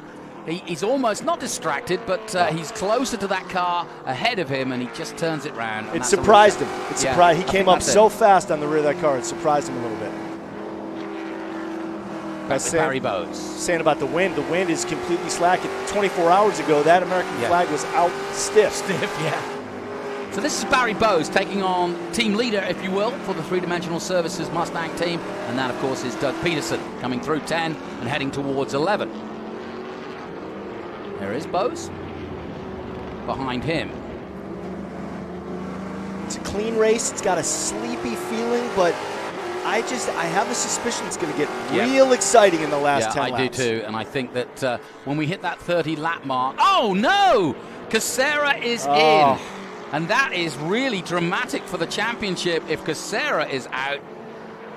Tyler Casera had a rear diff brake in qualifying, but they said they were good to go this morning. That's terrible news for Tyler. Terrible news. They're looking at some issue under the hood pretty frantically, like they think they can get him back out on the... Well, if anybody can do it, the Stephen Miller team can do it. Now let's have a look at what happened with Cameron Lawrence and with Carl Rydquist. This is the overtake coming in. 2-6, the carousel. And is this going to be a straight dive? I don't know. Let's find out. Ryquist made a rare mistake and let the door open at the carousel. And offline there, it's really, we call it the marbles, and you well know it, Chris. Once you get out there, it is just like ice. There's only one way to recover, and that's slow down. Exactly. Well, we're looking at it yourself, our man, Tony Garcia, doing the business, getting inside the entrant, as only he can do. And they are getting all over that car, and I can't quite work out what they're looking for here, but there's a serious problem on Tyler Casera's car, and as he loses laps, he may get back out and score the odd point, but he's not going to be the sharp end of this one. Not going to go back. Yeah, with Barry Bowes and with Doug Peterson. Interestingly, you know, behind Barry Bowes is our man, the man from Nevada, Carson, Nevada, Bobby Hodges, in his first race. Good for him. There he is, in that striped car just behind. As I said to you earlier, a great country western singer name. It is, yeah.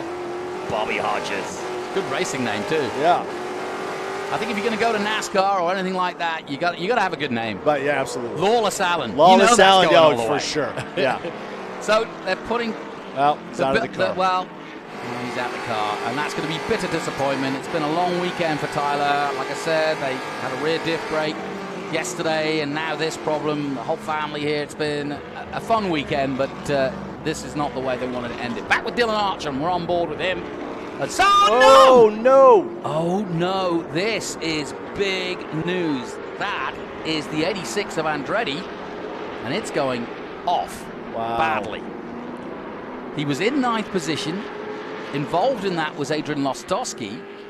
And this is the second week in a row that Andretti has been in the wars. We're going to see if he can limp it all the way back in and avoid a caution on the track, but he is definitely disabled. That front is smashed up all the way into the passenger front wheel, and he's smoking pretty good. Yeah, I would have said that that's pretty terminal, and I want to see if Lostowski's able to continue.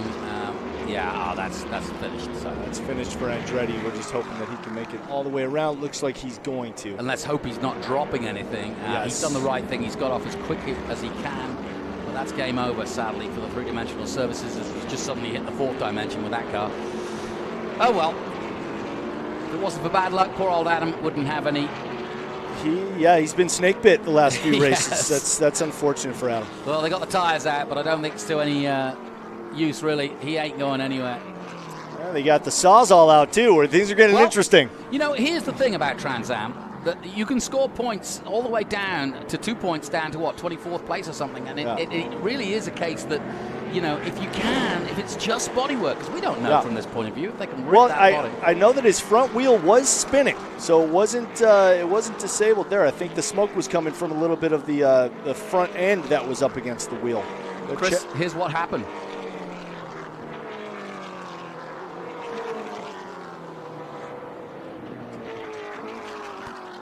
So let's take a look. We're watching Adam Andretti trying to stay calm as his car is looked into.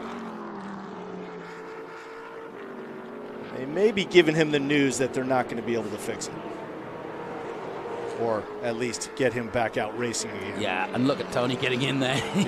That wheel is pretty well worn. Yeah, and I'm guessing that you've got... Oh, look, here's the back of what happened. So involved, 3 cars, one of them parent, I think. Yeah, and then Lostowski is taken wide. Now, Lostowski, I think, has avoided that. So I think that, unfortunately, Andretti was involved in a 3-car incident. Lostowski saw the end of it and managed to avoid it, but obviously, as you can see, Andretti came off worse. I think it might have been the same thing that happened to Scott Borchetta earlier. Andretti came up so fast on one of the cars in front of him, he didn't have time to react, and unfortunately sustained all that damage. Yeah, I think the damage to the radiator, at least, would be the biggest thing, and as you can see, off come the belts, and out comes the bell helmet. And he says, we'll see you next time. I know that's the international sign for Andretti telling us, we'll see you at Lime Rock. Here we go.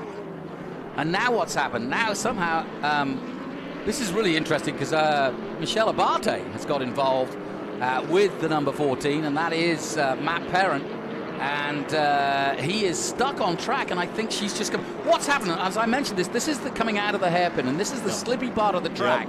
So what I think has happened is Parent has spun round, Andretti's collected him, and he stayed there, and then suddenly the next one round, a little bit later, is Michelle Abate, and she's now fallen into that. So if he's stuck there, we're going to have a caution. We are under caution now, and for Michelle, because she was moving up so nicely through the grid. Yeah. And I don't know if she's going to be able to get back in the race or not.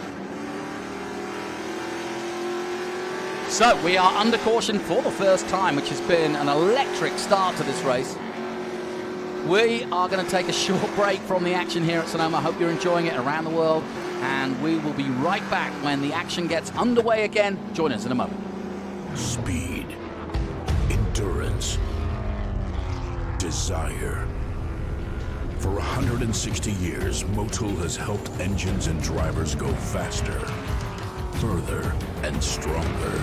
Tested in the heat of battle, driven with passion, with one aim: to give you superior powertrain protection and performance.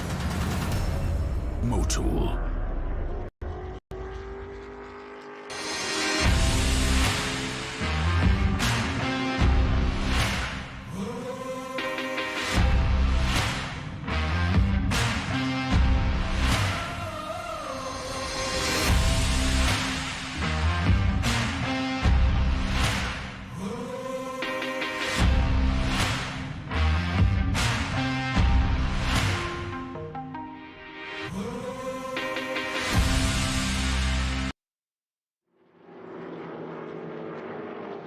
Hey, I'm down at the pits with a heartbroken Adam Andretti. Adam, what happened? It's really icy out there, Ben, and the 14 car spawn. If he would have just kept on his brakes, I was committed to get by, and he let go of the brakes, unfortunately. And you know, I'm not picking on anybody. It's not like he did it on purpose or anything like that. It's just I was relying on that, and that was maybe the wrong thing to do, but. It ended the race for the 86 bunch here. We didn't have, I didn't know what to ask for out of the race car all weekend long, and we suffered because of it, and I just struggled here all weekend. And we'll move on to Lime Rock here for Memorial Day weekend. Thank you to the fans. Thank you to Three Dimensional Services Group, Peterson Racing, you know, Bell Helmets, Saybell, everyone that helps us out. Check it for Andretti. Go get your screenings done. At least do something right for us this weekend. Now wait, stay with me, Tony. Get a shot of these cars. Something that we're doing a little bit different this weekend is the slower cars are coming through pit lane and repositioning. That way we don't have any problem with the leaders when we do the restart. So we're seeing a lot of the cars coming through, or the lap traffic coming through pit lane, so that we can rearrange the cars. That's a new thing that's happening through Trans Am this weekend. We'll see how it goes here at this restart. Jonathan, Chris, back up to you. Great stuff, Ben, and I love Adam's honesty. He, you know, to be honest, he was up here in the booth describing that corner yesterday as icy when Kent Waits went round, so he knew exactly what had happened to Parent when he went round, and like he said, he was hoping he would let off the brakes. Yeah. And just back to Ben's point about getting those slower cars out of the way, too, you know, it seems like it should be a no-brainer in racing. And just a reminder, CBS Sports Network, TA XGT SGT-GT, presented by Franklin Road. That premieres Saturday, May 7th at 1 p.m. Eastern. And it'll also be repeated Saturday, May 7th at 10 p.m. Eastern. And don't forget, Sunday, May 8th, you can see it at 11 p.m. Eastern Time. The TA2 will be premiered on May 8th, 5:30 Eastern. That's the Spike Coolers, the Big Machine Vodka Spike Coolers TA2 presentation. And that is repeated Sunday, May 8th at 10 p.m. Eastern. Because, you know, Jonathan, it happened in Formula One last year where there were lapped cars in the way, and a huge controversy for the championship. It happened in TA2 last week, where there were some lapped cars in the way. And so I think it's a great idea to get the guys who are at the front of the grid their chance to race for the win instead of having to deal with traffic. I couldn't agree more, and David Hoots has found a good way of doing it. Obviously, in Formula One, they have to keep them on the track. This is a good way of just rustling them through effectively the pit lane during a caution and making sure that the race remains just that, a race. Because for Rafa Matos leading the race, having done all this hard work, what he doesn't want to do is have to overtake several other cars just to get back into a position to be able to race the final part of the course. So good move by David Hoots and a good decision, I think, by Trans Am. That's what we spoke about earlier, too. What this does under caution also is eliminates all the gaps between the racers. So Rafa also has to sacrifice the gap lead that he's built up over Maryland Cruz. Those guys are going to be on him now. It's going to be under 10 laps to go, so we're into that sweet spot of the race. It's going to be exciting. I'm looking forward to it. Let's head down now to Ben Sissel. He's got a man from my own part of the world, Austin, Texas. Jeff Sexton is down in the pits. So, Jeff, you came in, you got changed. It didn't look good. Tell me what happened out there. Yeah, unfortunately, our clutch was going out from lap 1, so just really disappointing. It's a shame. Our Stevens Miller Racing guys have been working really hard. Car felt great, but just from lap 1, we just kept getting a lot of wheel spin, and then it got worse and worse and worse, and the clutch eventually let go. That's unfortunate, Jeff. Thanks for coming out. You've been doing so well this season. Beautiful car. Then we're just going to walk right down pit lane. Unfortunately, Tyler Casera, who's doing really well in the points. You don't look happy, Tyler. No, I mean, we struggled for pace this weekend. Just missed the setup early, but they gave me a great car for the race. I was moving forward, and I felt like I had a great car coming to me. We just unfortunately lost an alternator, and I ran out of battery, and just had to pull the car in. So it hurts for the points, but we'll go to Lime Rock strong, I think, and look to try to get back up to the top. Tyler Casera, Jeff Sexton, unfortunate. Jonathan Chris, back to you. Great stuff. Thank you, Ben. Always great to hear the stories from the pit lane and be updated as the race goes on. We're still under caution here if you've just joined us, and we welcome you. Evan Slater, we're keeping an eye on him. He's been moving up the board. He's currently 8th ahead of Cameron Lawrence, and the championship face is changing by the minute, Chris. Mike Skeen not here. 3 points behind him at the start of the weekend, Tyler Casera. He is out. Rafa Matos is in a great position now. He could lead the championship leaving here. Cameron Lawrence is in a good position too. Cameron Lawrence currently in 9th position, started the weekend 4th, 15 points behind Rafa Matos. So we're getting into a real good situation in here for the leaders, especially Rafa Matos. I want to say about Jeff Sexton, too, if he's looking for a side hustle, he could try out for Superman. He changed his clothes so quick there. He was looking like Clark Kent down there, yeah. So here we go. We're seeing them coming slowly past our commentary position. A massive field, a record field here at Sonoma. And just delighted to be here in the sunshine, May 1st, and just perfect. Still under caution. We're looking for the issues to be taken care of. They're doing a great job of shepherding the slower cars through pit road, too. They've really got it well coordinated. Yeah, and they've got the time to do it with that car strewn out there. And obviously, I'm looking up to the left-hand side. There's a lot of work going on the hairpin with several cars obviously involved, including Andretti's. But there may be some grime down there as well as they go through it, as we're turning through turn 4 and 5. So, it's the calm before the storm. We're on lap 31 of 40, and if this caution doesn't take too long, we should have at least a 6-7 plus sprint to the finish. And that's what's going to make it interesting for Thomas Merrill, because Rafa's done exactly what he needed to, but will anybody else come in? I wonder if Brent Cruz, currently in, 3rd place? Yep, as he's been all race long. I think, just still biding his time. And I think what these guys are saying to themselves in the car, now is the time. Because they know, like you just said, that there's going to be about 5 or 6 laps left to go. They got to keep those tires warm. They got to keep the brakes in shape. And they're going to just go excitement that we were looking for when we were speaking about how the race was a little sleepy earlier. And I'll tell you one thing that will happen in this situation. They're coming up to the incident here, but look, we're almost at 0 miles an hour. The car, the heat. Yeah. I mean, from sitting in a race car how hot it gets when you're going at that speed. They're not designed for that. No, and your cool suit can do all it likes. It is really tough at that speed. The temp is definitely going up under the hood, and hopefully they'll be able to get some speed from the pace car for the rest of the track, so they can cool it down a little bit with the airflow, while at the same time getting the tires heated up with that back and forth motion that you see what they're doing. So we've had a completely green race. We're on board with the Big Machine Vodka Spike Coolers car of Scott Borchetta, who's having a good run, to be honest.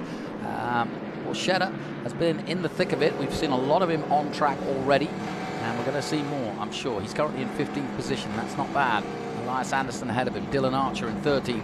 Lostowski going amazingly passed that incident earlier and going to the grass for a second. He's in 12th, Lawless Allen ahead of him. Then the top 10 is Carl Reichquist 10th, Cameron Lawrence in 9th, Evan Slater is 8th, Misha Goikberg in 7th for BC Racing. He's done well here, Goikberg, the Canadian, and really looking good. Now, what is Matos going to do at the restart? Let's find out. The person to ask is his chief engineer. He's down in the pits with Ben Sissel.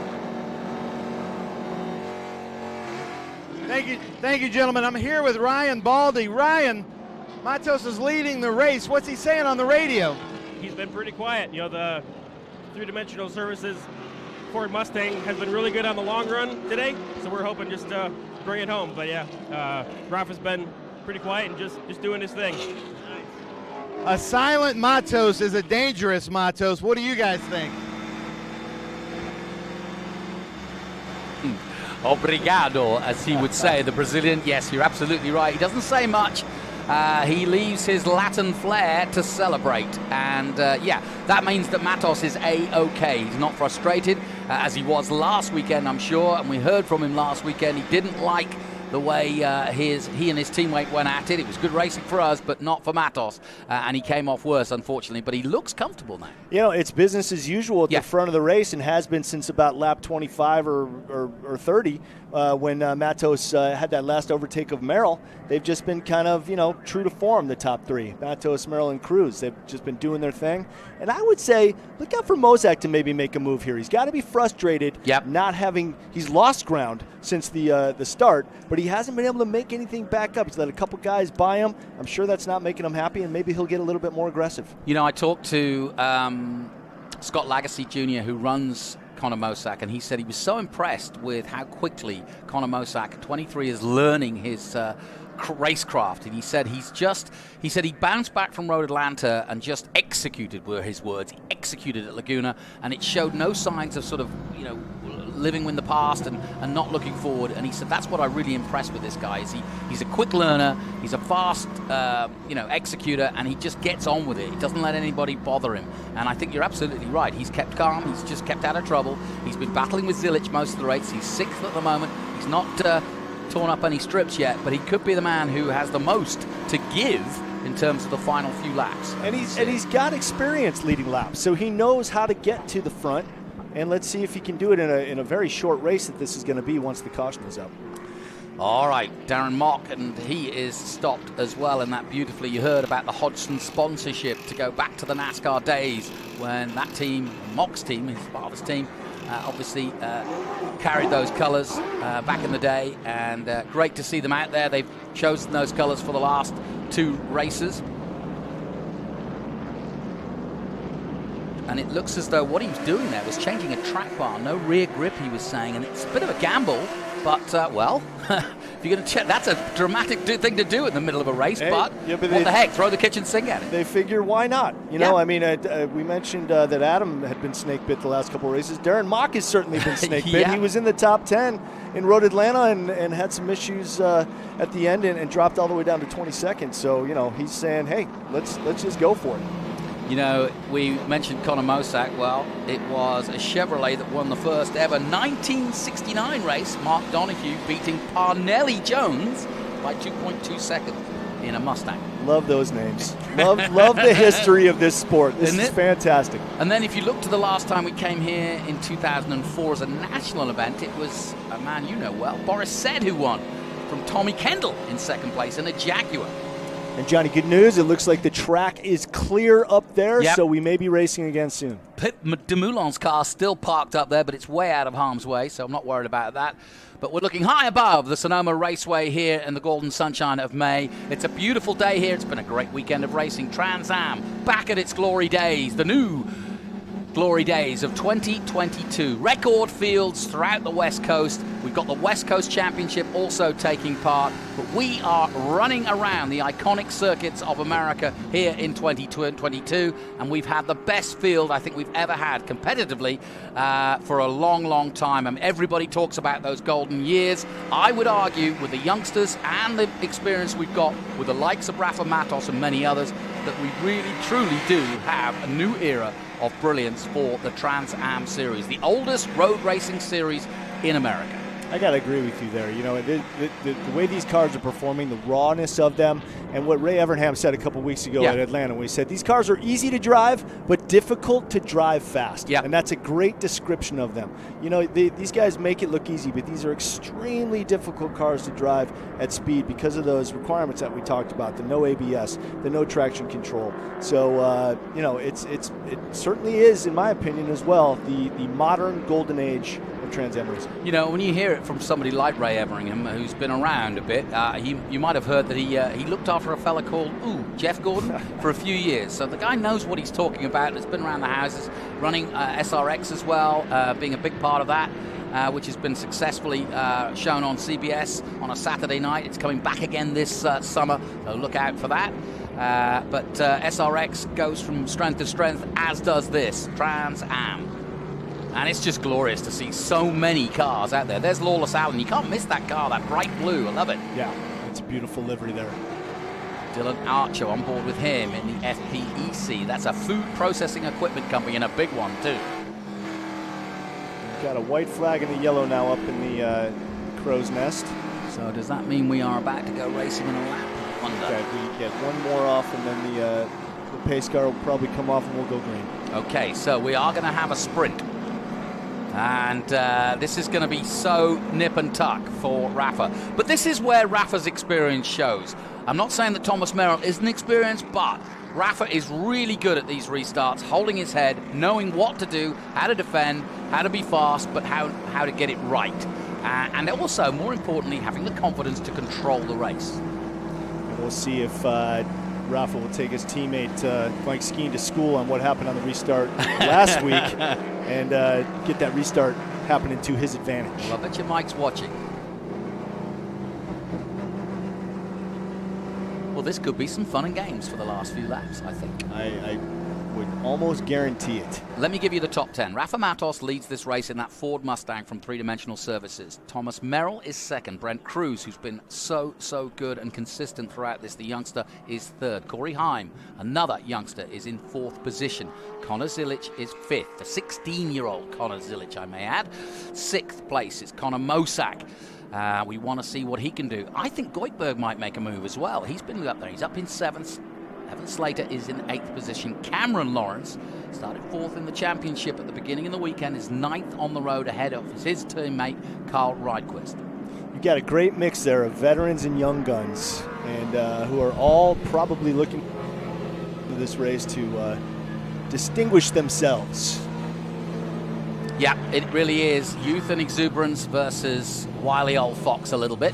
Yeah. But I think you're right. This is Rafa's race to either win or lose. Yep, He's I in agree. control.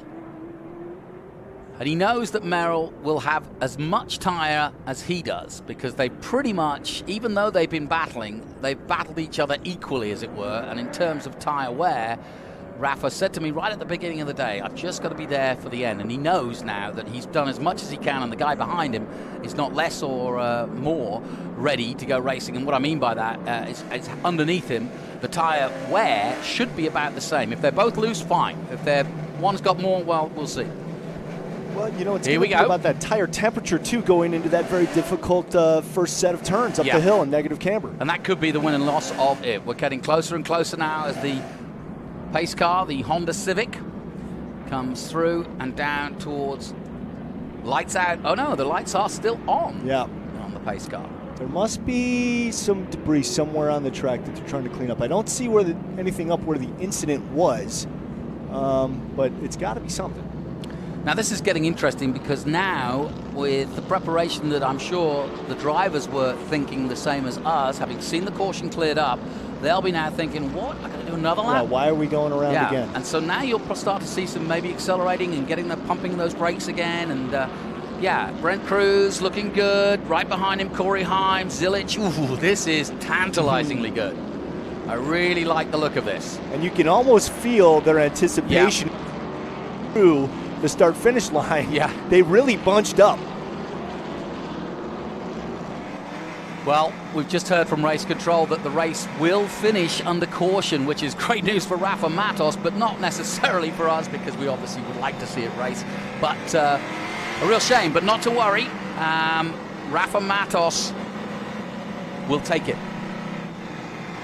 There's too much oil, it seems, on where that situation was. Too much oil down on track to risk. It's, as Adam Andretti described, very icy. That's his way it of was putting slippy it. to begin with, Yeah. and now even more so, and at a very crucial spot on the track, too. So let's just point out for a fact, this is Brent Cruz's second podium in a row. Yes, let's That's do fantastic. that. That is, and by the way, fastest lap. Yeah. 1:39.6. Also, another youngster, Roy Fulmer, the fourth, fastest lap on the West Coast at 1:41.3. So let's, while we call it there, you can see the oil down. Yep. It's a mess. It's a mess down there, and quite rightly, the organisers, the stewards, David Hoots, the race director, doing the right thing. Caution. We love to go racing, but come on, guys, you got to be safe. You got to be safe. So with these results, Jonathan, what does this do to the standings? This is going to be very interesting. Obviously, Skeen, who, let's be honest, is not taking part in the full championship, so therefore he will lose the championship lead, and by my calculations, will see Rafa rise to the top in the three-dimensional services Ford Mustang to the top of the table. Cameron Lawrence, Thomas Merrill will be the big mover. He was 7th, but he was only 2 points behind Connor Mosack, who's behind him, so you should see Thomas Merrill be right up there with Connor Mosack. Either way, as we go to Lime Rock, we're in for a cracker, because we'll see Casera dropping down slightly. We'll see Cameron Lawrence moving forward. We'll see Evan Slater moving forward. Connor Mosack moving forward. Jeff Sexton will not go forward, but Rhett Baku, who is still out there and circulating, will move up the board. He's in 18th position at the moment, and he started the day 9th overall in the championship. And Dylan Archer's had a good run too. He's currently 13th. He started the weekend 10th overall, and that means also the rookie battle, the Young Guns battle, will also rage on. You're going to just have to follow us around the season. You can't go away now. I mean, I might have to. This was a little bit of an anticlimactic ending here. I need to come back and do this again. You'll just have to come to Lime Rock and then to Road America and then to everywhere else we go. I'm ready. So it will be a white flag round this time, so we will complete the race, but sadly it'll be under caution. But let's just go back to that. You are new to Trans Am. What is it that spikes your interest about this? Because there's a lot of race series in America. I mean, let's face it, NASCAR comes here, IndyCar comes here. What do you like about Trans Am? Well, I think, Jonathan, it's the relatability that any gearhead can have to these Trans Ams. You look at a modern Formula One car or a modern NASCAR, you can't really wrap your brain exactly. But these cars, you can understand. You are told what the requirements are with the tube chassis and the 490 horsepower max, and the no ABS and no traction control, and it's something that I know what that is, and I can relate to that. And also seeing this race up close, seeing the guys go, fender to fender, and as they say, rubbing is racing, and you see more rubbing in this series than anywhere else. And as Englishman, I can admit this, the real love of this Trans Am series and the real love of motor racing is America, and the expression is around America each and every day. What's under the hood? That's right. And that's the beauty of Trans Am, because what's under the hood here is the very fastest Ford, the very fastest engine you can supply from Camaro to you name it. And that's why the EVs will never win. There you go. Say it like it is. You can catch up with Chris Jacobs on his overhauling show, and delighted to have you come here and be part of this weekend. I can tell you've enjoyed it. It has been my pleasure. Yeah, this is exciting stuff. It's a great vantage point. It's a pleasure to be with you, Jonathan. I'm a fan of yours, and of course Ben's as well. I think you guys do a great job with this series, and I am definitely hooked. Good. Another convert. Scott Borchetta, who we're on board with now. Good finish for him. He's 15th. And let's just go through that top 15, because ahead of him is Elias Anderson. That's a good result for the Texan. Dylan Archer is in 13th position. Lostowski, 12th. He'd be pleased with that, given that they kind of reinvented the wheel a bit in terms of setup this weekend. Lawless Allen is 11th. Rydquist, 10th, and he's moved forward. So is Cameron Lawrence. So Ken Twaits will be happy with the Franklin Road that has gone well here. They've got good point-scoring positions. Evan Slater will increase his lead, I would argue a little bit, although there are a few youngsters right out there in the Young Guns battle, but he was leading it going in, and he's 8th here today. Misha Goikberg, one of his best finishes of the season here at round 5. He finishes 7th. Connor Mosack will finish 6th, and of course Mosack is somebody we're watching overall for the championship, and that's another good run for Connor Mosack and the Nick Taylor IFS SLR M1 race car. And Corey Heim, maybe a one-off for him. He too, a truck racer with 2 weeks off from the truck series. He's got a chance to race here and learn the track a little bit better. Brent Cruz will be a regular, and that again, as you rightly point out, 2 podiums on this West Coast run. That's great for our youngest competitor, but actually I think we're going to drop that name now, as Brent Cruz is truly now a contender for Trans Am 2022. Doesn't matter how old you are, if you've got what it takes to take on Rafa Matos and Thomas Merrill, then I don't care how old you are. All you got to make sure is that there's some carnation milk on ice. There you go. And talking of on ice, the champagne will be there for Rafa Matos, as it was a little bit of a slow end to it, but it doesn't matter to the three-dimensional services group, because they win here at Sonoma. Thomas Merrill, the Californian, takes second place. The championship is opening up nicely as we head to the summer of Lime Rock and on around the Northeast. Brent Cruz takes his second overall podium in 2 weekends' time. And interestingly enough, Brent Cruz started 11th in that Nitro Motorsports Ford Mustang on 50 points. He was quite a long way off the leaders. He won't be after he leaves here this weekend. Big points for him.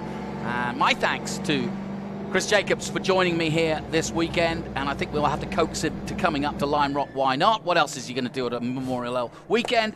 But well done to Rafa, and I think we'll hear from Rafa when he comes out of the car. He'll have a time to think about what he's got to say. But the point is for Rafa, yes, he likes to finish under speed, as everybody does, but this is a big weekend for his championship, because it was off the rails a couple of rounds ago, and then he was hoping he'd come to Laguna. Mike Skeen would play second fiddle, and I kept saying it, and Willie T put me right. And no question about it, Rafa Matos will leave here feeling as though he has done the business and got his championship back on track. Defense, mind you, of his championship. Yeah, and a little bit of justice from what happened last week, probably. You know, when he was having to race Mike Skeen so hard down the stretch there, with Mike winning that race. But Rafa, you know, was right there, and there was a lot of contact between the teammates. Very, very excited getting to Laguna. Kind of the yin to this yang of this ending today. But you know what? Come on back to Lime Rock, because the excitement will continue. Now, here's our chill out systems. Chill out, keep cool move of the race. And it has to be that coolest of cool men for the lead at turn 4. Rafa Matos, past Thomas Merrill. They were at each other's throats throughout the race, but this is perhaps the move, the most important one. Rafa up the inside here, muscling his way through, as you only can in a muscle car. Rafa Matos keeps cool, keeps his head, and the Brazilian goes through, and therefore not a surprise to see him win our chill out, keep cool move of the race. So into the pit lane they come, and then they'll be greeted by the ever effervescent Ben Sissel. And this, like I said, is putting Rafa back on track, and I think those will be similar to the words he'll use, because, like you say, a win is a win is a win. Doesn't matter how you do it, and it's not his fault that the racer had oil down. He'd have raced it. Hey, yeah, he didn't get lucky. He led a good portion of the race and deserves to win. I agree. Couldn't agree more. But well done also to Thomas Merrill. It's done his championship no harm. And Brent Cruz, I'm starting to see Cruz, Zilich and Mosack being real contenders. Likewise, Goikberg. And who has lost out, I wonder? Not many people that I would expect it. Keith Project hasn't had the best of weekends, down in 25th. But it's been a good weekend for some of the guys that needed a good weekend, especially this man, Rafa Matos.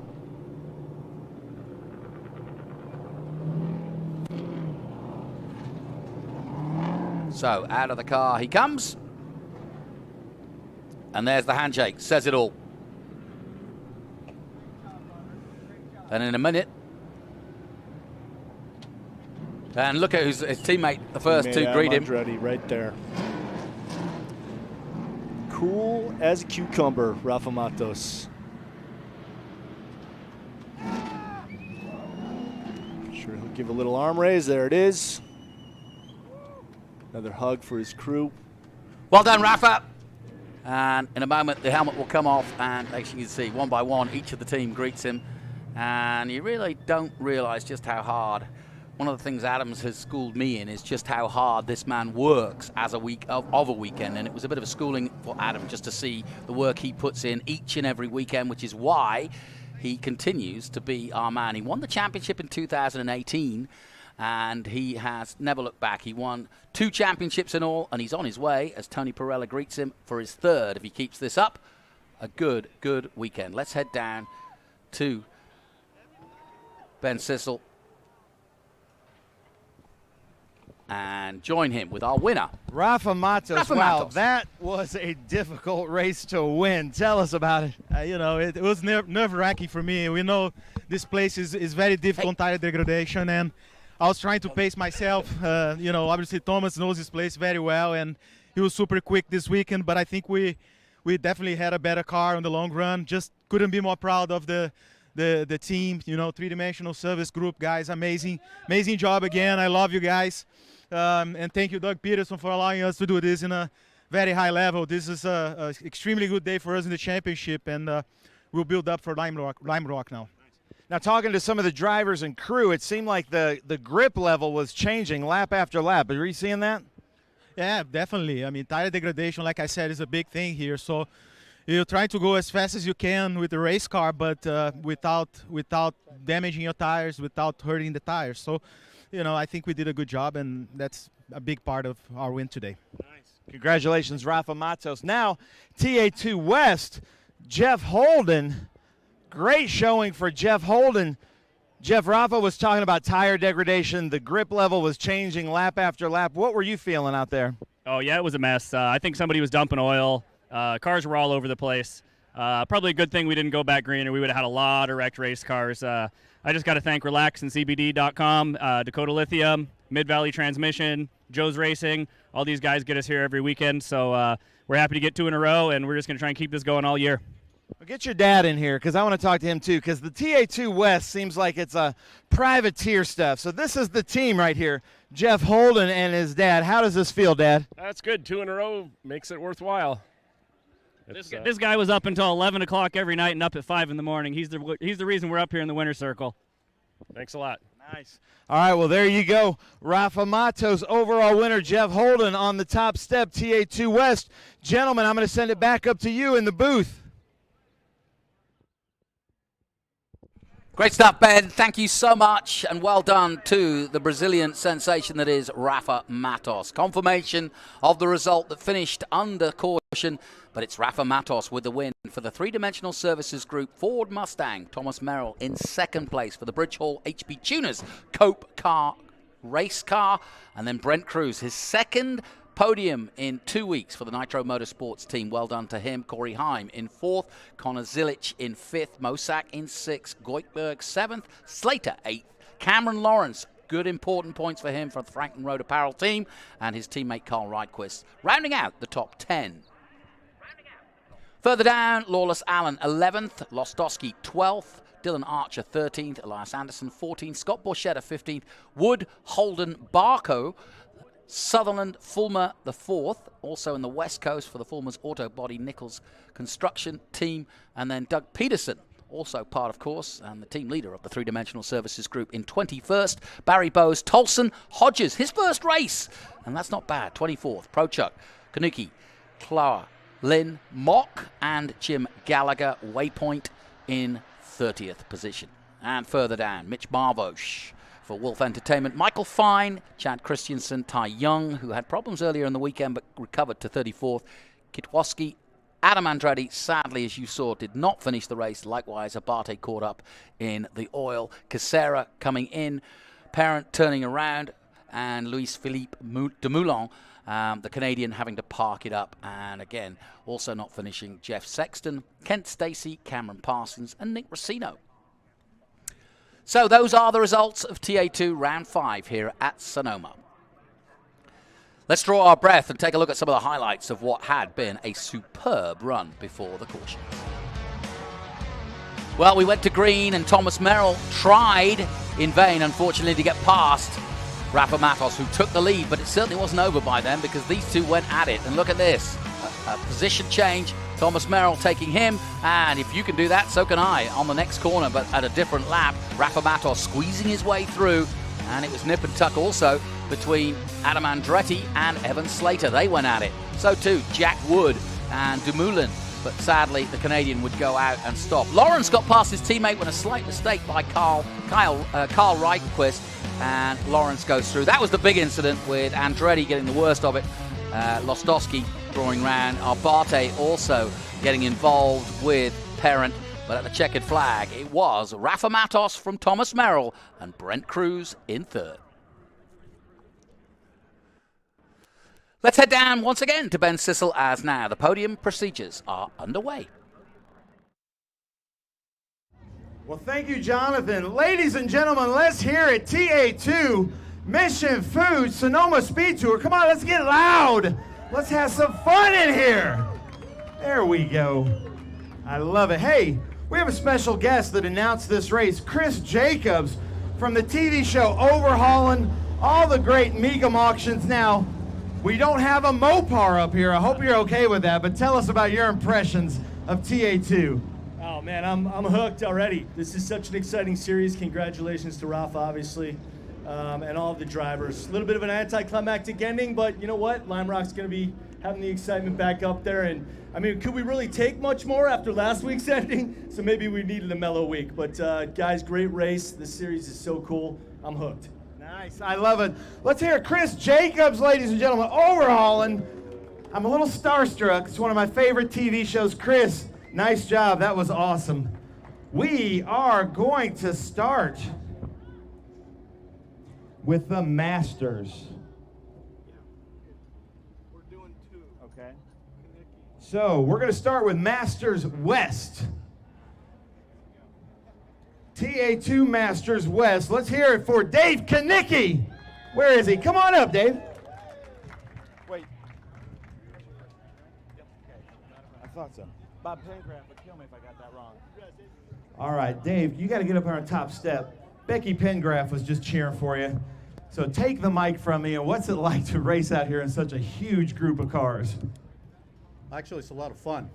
I really enjoyed it. I thought everybody did a really good job. People were clean. Racing it looked like it was pretty hard, but you know, I was kind of stuck farther back, so I didn't get an opportunity to really see what it was like up front. But no, it was really good. I enjoyed it. We had a difficult start to the weekend, and it ended up being okay. Perfect. Thank you. Nice. You want to thank any help or sponsors? I'd just like to thank Freddie Johnson. He's my crew chief. It's just the two of us, so thanks, Freddie. Thanks for giving me a car. Nice. I love it.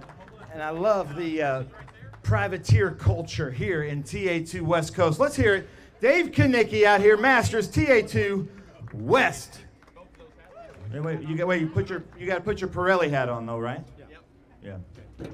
But wait, you got to put the Pirelli hat on and then be up there and pose and look all pretty. You've been on many podiums before. Dave Kanicki, TA2 Masters. Come on, let's hear it. There we go. And ladies and gentlemen, you're welcome to come on in. I don't like seeing people behind fences. That's not Trans Am, that's other race series. Dave, congratulations, buddy. TA2 Masters National. This guy's been up here almost every race. Let's hear it, number 87, Three-Dimensional Services Group. Where's Doug Peterson?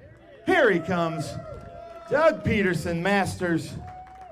Another great weekend for Three-Dimensional Services Group. Doug, take the top step. Take the mic from us. Tell us about your race out there. Really kind of uneventful. A few guys went off. Just driving. Pretty slippery out there. I really like to thank the team. They gave me too much tire pressure in the rear, so it was more exciting than it needed to be. But a lot of fun, and thank you all for coming out. I'm very lucky and blessed to be here. Nice. Wait, stay up here, Doug. Hold that Crystal Sensations trophy up. If you know Doug Peterson, that's one of the nicest times he's ever been on the microphone. Let's hear Doug Peterson, Masters. Come on, let's hear it. Doug Peterson, Masters, Three-Dimensional Services Group. Wake up, Sonoma. This was an amazing race. Doug, congratulations. All right, let's go. TA2 West Coast. This gentleman put on quite a show at the first round of the West Coast. Number 186, let's hear it, Roy Fulmer, the fourth. Get loud, Sonoma. You can go up either way. Oh, Chris Jacobs presenting the Crystal Sensations trophies. Second place, TA2 West, was on the podium with us just last weekend. Let's hear it, Ken Sutherland. Maybe the best mustache in TA2. The overall mustache winner in TA2, Ken Sutherland. That's a new category, just invented it. And then in first place, West Coast, TA2, let's hear it, Jeff Holden. Man, Roy, the rumors have been spreading about you, and they have proven to be true. What a talent. Kind of coming out of nowhere in Trans Am. How's it feel? Feels really good. I mean, we were struggling earlier this weekend, and then finally we're starting to figure it out. Second practice day, and then I can't thank my dad and my uncle enough. It's just a two-man crew with me being the driver, so we're pretty much the underdogs here. So I can't complain with how the finish is, especially with how the start went. We had a pretty good start, and then I had a mechanical issue, and finally got the car to start back up. Got the car to start up, and then had to start from the back and just start plucking my way through the field. Nice. I love it. Let's hear it, Roy Fulmer, the fourth. And you guys, you follow along with the theme of these family and friend teams in TA2 West. I love it. And Ken, you fit right into that. Oh yeah, I love racing with these guys. I got to thank Cascade Sotheby's, Kurt and Patty, my friend Will Schrader, Dave Dunning, my wife, and my daughter that's here helping this weekend, and especially my crew chief, Pat McFall. Great team of people that are making this car go fast, and it's awesome. Nice. Your daughter's skipping school to be here, but she was up doing her homework. I talked to her. I interrupted her homework the other day, but that's awesome. Holden, take the mic. Tell us about your race. Yeah, just try to keep it clean. Same thing as these guys, just a family team. Me and my dad built the car in his garage. Wouldn't be here without relaxandcbd.com and Mid-Valley Transmission, Joe's Racing, Motul, Dakota Lithium. All those guys chip in a little bit and makes it happen, and without them, we absolutely wouldn't be here. So getting on top of the podium is super important for us to make everybody want to keep playing. So just glad we can keep it together again, 2 in a row. We're just going to try and keep it going all year. Nice. Jeff Holden. All right, gentlemen, hold those beautiful Crystal Sensation trophies up high with your Sunoco hats. There we go. Let's hear it. Roy Fulmer the fourth, Ken Sutherland, Jeff Holden. There we go. I like this Sonoma crowd. Then the pro, let's see. No? The boomerang.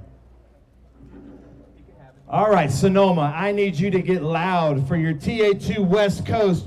Roy Fulmer the fourth, Ken Sutherland, Jeff Holden, putting on a show here at the Mission Foods Sonoma SpeedTour. Uh-oh, Michelle. Careful. You're going to smell great. Careful driving home with that smell, Ken Sutherland. Let's see what they do. Let's hear it, ladies and gentlemen. TA2 West, oh, right in the eyes. Man, careful, careful. Okay. Roy, you old enough for that? I am now. He is now, he says. We'll have to check that. Congratulations. Oh, that's nice, Michelle. Dry their faces off. All right, ladies and gentlemen, TA2 National, and I tell you what, crazy race up front. Unbelievable racing. It got slicker and slicker lap after lap. In third place, our youngest in the field, sporting the Trackhouse suit. Let's hear it for Brent Cruz, number 70. He was on the podium with us just last weekend at WeatherTech Raceway, Laguna Seca. Brent, what a race. Second place from just down the road, the number 26. Let's hear it, Thomas Merrill. Wait, we got to do that again. Salinas, California, Thomas Merrill. Come on, Sonoma. There we go.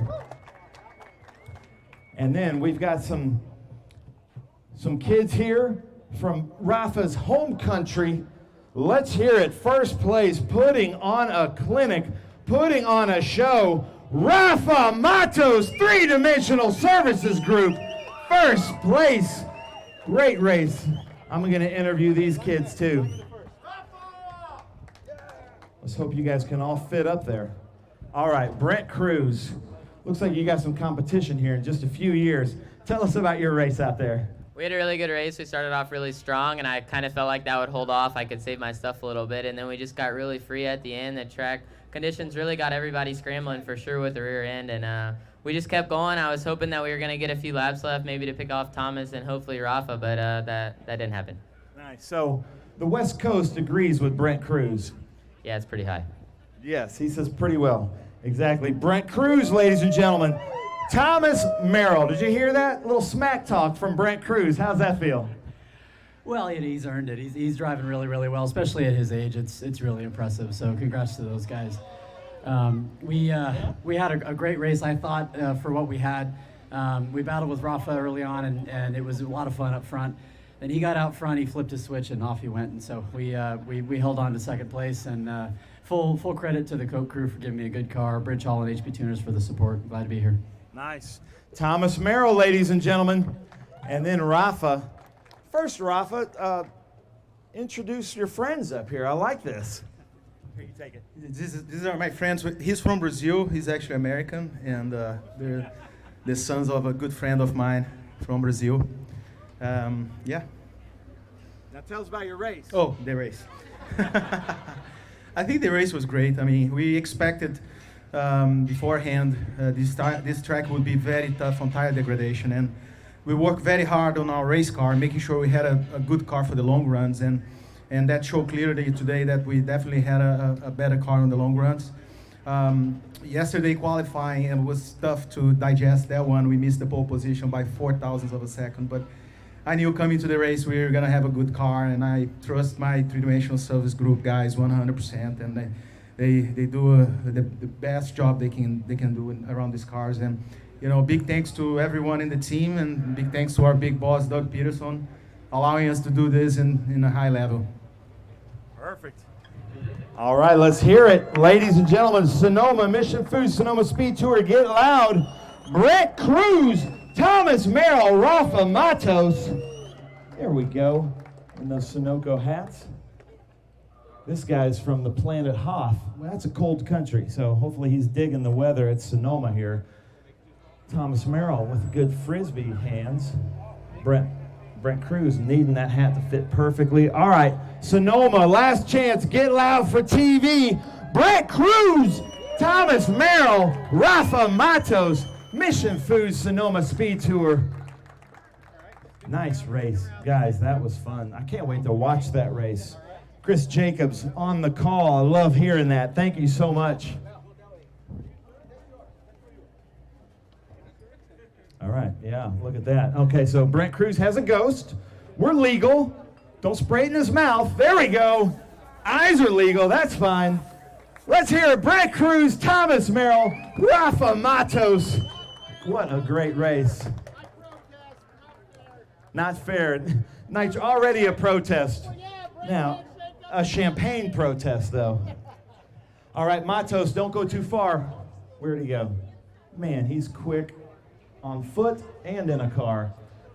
All right, our chill out moment of the race, Chill Out Systems. Rafa Matos, come back up here because we're about to get in the heat at Lime Rock, Mid-Ohio. We've got Road America coming up. It's about to get hot. You're going to want to do this. You're going to want one of these systems. Stand up on the top step, dude.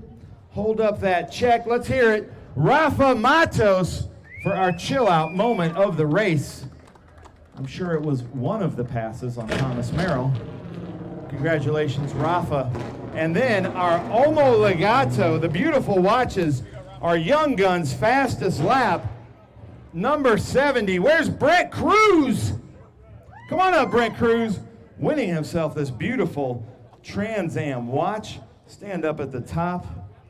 All right, so you'll never be late to driver's meeting again, right? I don't think I'm ever late. Okay. One time, Road Atlanta, he had to borrow my scooter to make it there on time. Let's hear it, Brent Cruz. Omo Legato. Wait, hold on, I think she wants a picture. Got to make everybody happy. John. All right, ladies and gentlemen, that does it for the Trans Am Series presented by Pirelli 2022, the Mission Foods Sonoma SpeedTour. But we are planning on bringing this whole show back next year. Stay tuned. Thank you guys for joining us, and we will see you next year here at Sonoma Raceway. Crickets. Thank you, Ben. Looking high above Sonoma, and what has been a very exciting finish to a double-header weekend. And the man who definitely leaves that double-header satisfied has to be Rafa Matos. He is our current champion, and his consistency has given him back the championship, what he will defend for the rest of the year. But this has been a very important 2 weeks for the Brazilian, as he put on a great show of tough racing against Thomas Merrill, the local man. He could have given in, but he didn't. He finished under caution, but it's been a great couple of weeks here in California. It's goodbye from the wine country. Join us still for some more action from SVRA. We're going to take a short break. We'll be back with more action from the B Sedans very soon. My name's Jonathan Green. Join us very soon.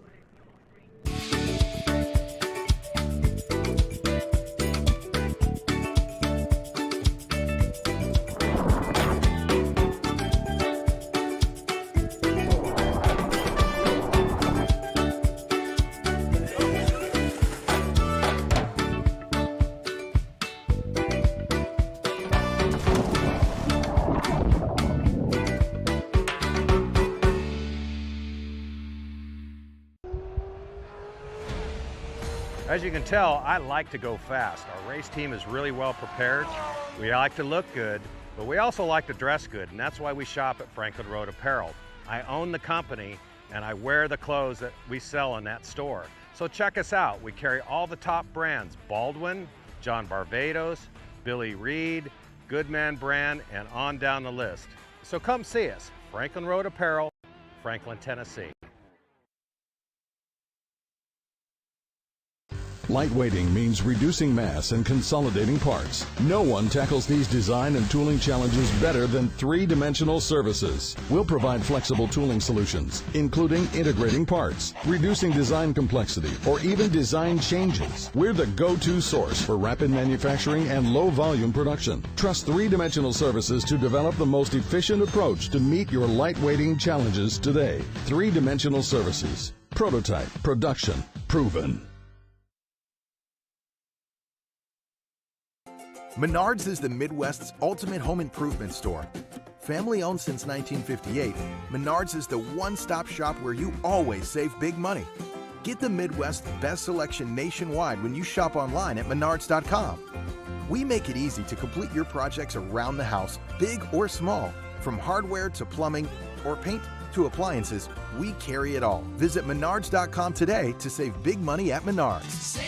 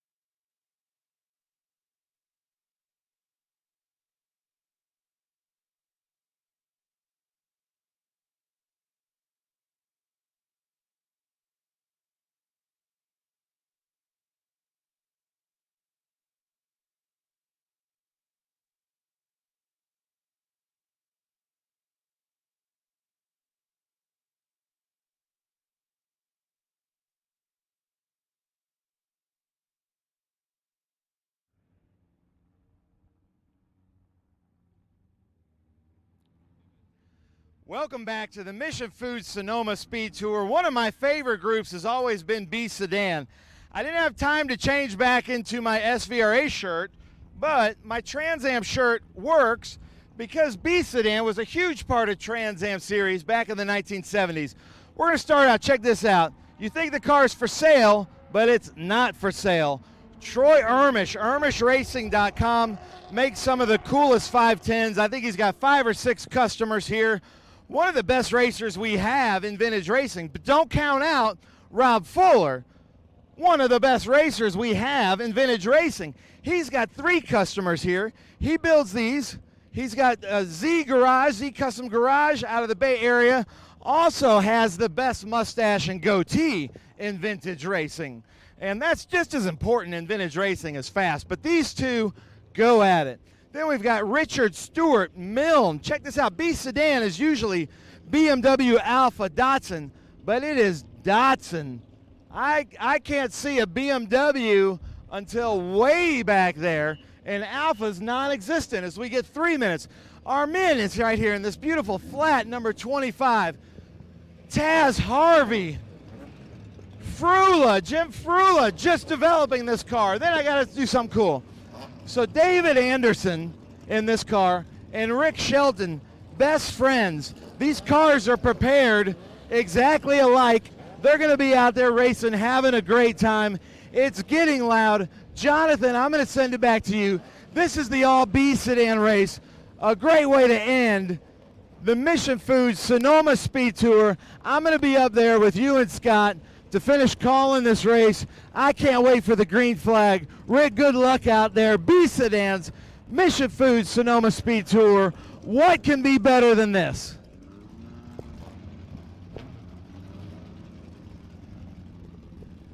Well, I hope he's not taking any phone calls from that as he goes along. Maybe he's filming it. Who knows? But but the B Sedans, I too favor these guys. I love the B Sedans because, well, the reason I like them is, as Ben alludes to, you know, this was part of Trans Am back in the day, Scott, and also they just look good. They remind me of my youth, and you know, it's a real battle between America, Europe, and Japan, and that's how it should be, right? A worldwide battle. Yes, indeed. Well, you know, Alpha was the Datsun's main competition, and they had a great battles in the it started out as the under 2 liter championship. Porsche was also in that for a very brief amount of time. Then it became a Datsun Alpha battle in the under 2.5 liter. That was for 71 and 72, and Datsun and Alpha went down to the very last race, the very last lap almost, before Datsun claiming the manufacturer's championship. They claimed it again, both with Brock Racing Enterprises and John Morton, the driver, in a number 46 Datsun 510, and then they pulled out of the series. And when both Datsun and Alpha pulled out, there was basically nothing left, and it's been into the as we've known it, the historic Trans Am that we saw and the Trans Am contemporary cars that we saw today. I mean, just sort of kind of alluding to that. I mean, if you were to hold a modern day sedan, B Sedan race, what I mean, are we talking Honda Civics, or is it almost like TCR? B Sedan, I'm trying to remember back from the SCCA Club Racing. B Sedan has kind of been rolled into GT2. Yep. So you would have Honda Civics, you'd have Nissans, but they'd be more of the you'd have 510s in there, probably the 710. You probably would have, trying to remember, Honda would probably be in there. I think the Honda Civic may classify as a B Sedan, or what would be called a GT2. But anyway, but yeah, it would be a great race. You could have that in today. Yep, and that's why I wanted to bring it up to modern day, because people may not be au fait with the word B Sedan, because it is an historical term, and obviously it works for what we're doing, which is historic racing. I'm just trying to equate it. For example, our pace car is a Honda Civic, and that to me is what I would call a 4-door family sedan car. Not a high-powered car, but one that with less weight and everything pulled out of it could be just like these guys. And as I think about it, actually I think B Sedan might be more equated to GT3, where the 200 SXs are. We'll see if the B Sedan man agrees with us. Ben, we're having a conversation here. If you were to put these in modern day terms, what kind of cars? I said Honda Civics.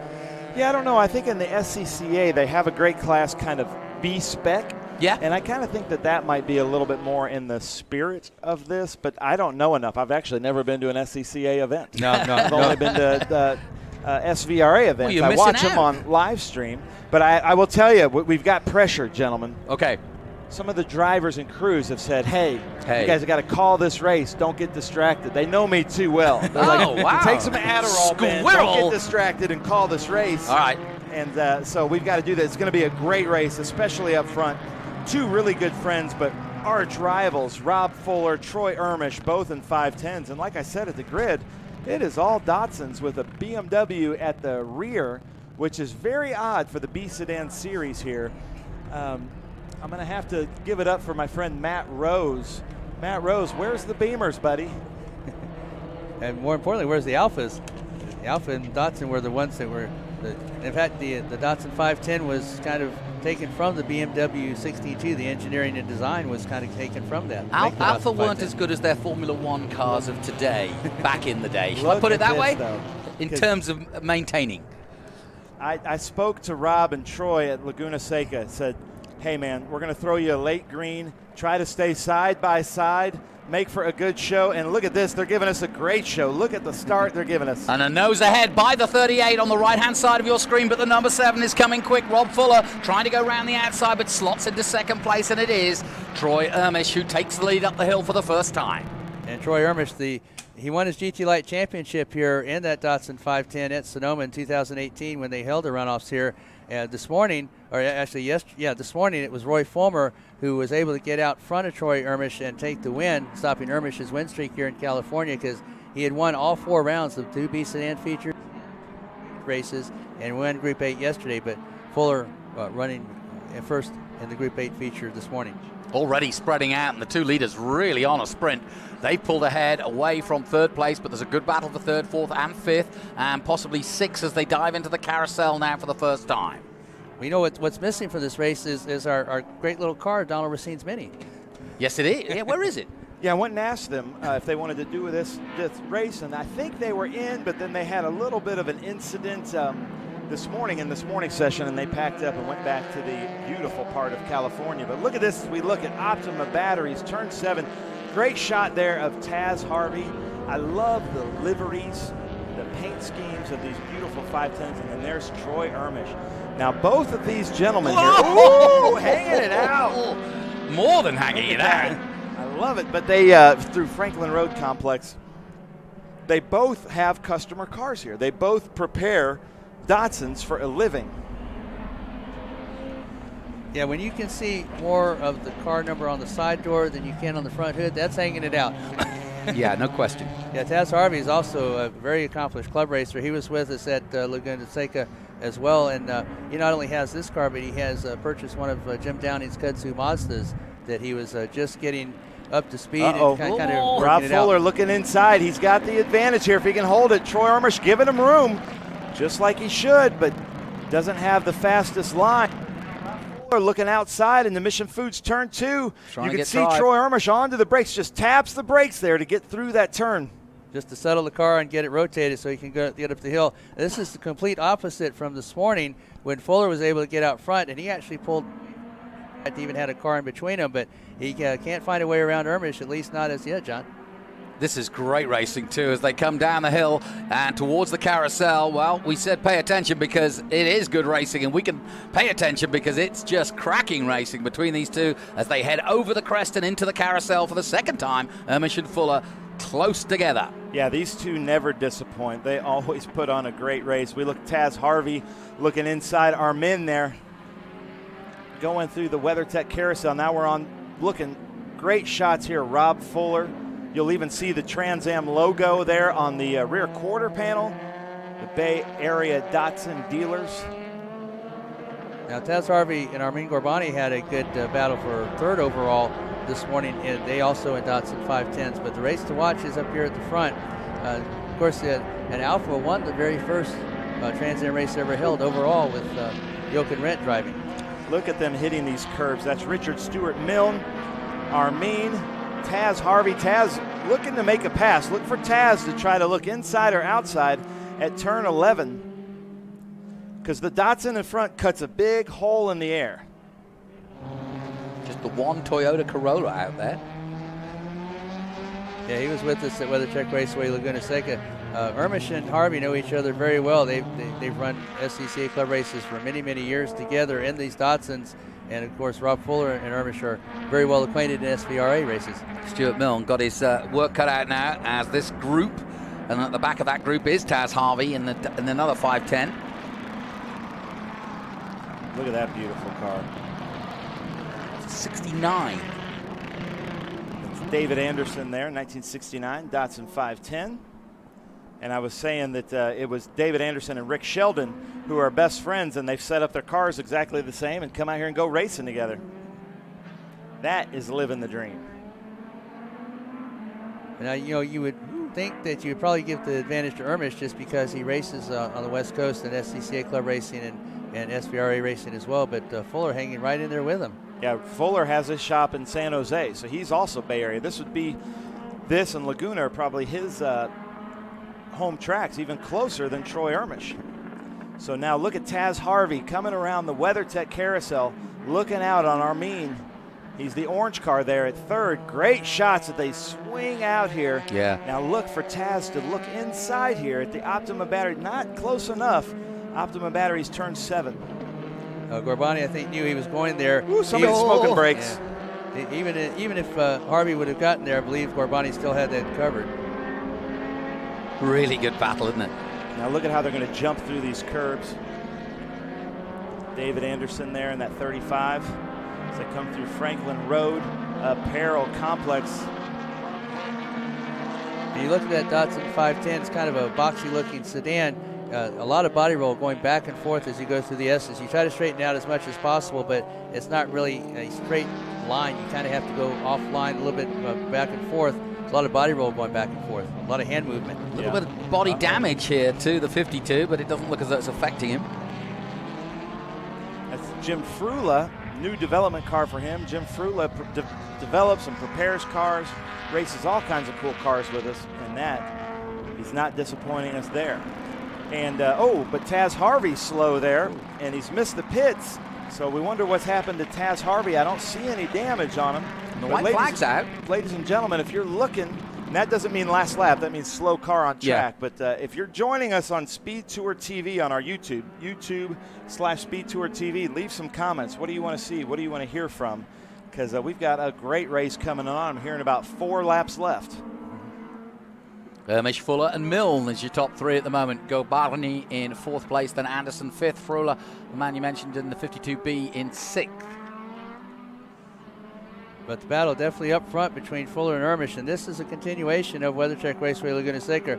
Ermish may have won all 4 races, but he had to work his little Datsun off to keep Fuller off. Good work. Fuller behind him. You were a little nervous, weren't you? I was. And if you're Troy's wife, I'm going to want the footage from that rear camera after this race. We exchange footage quite a bit.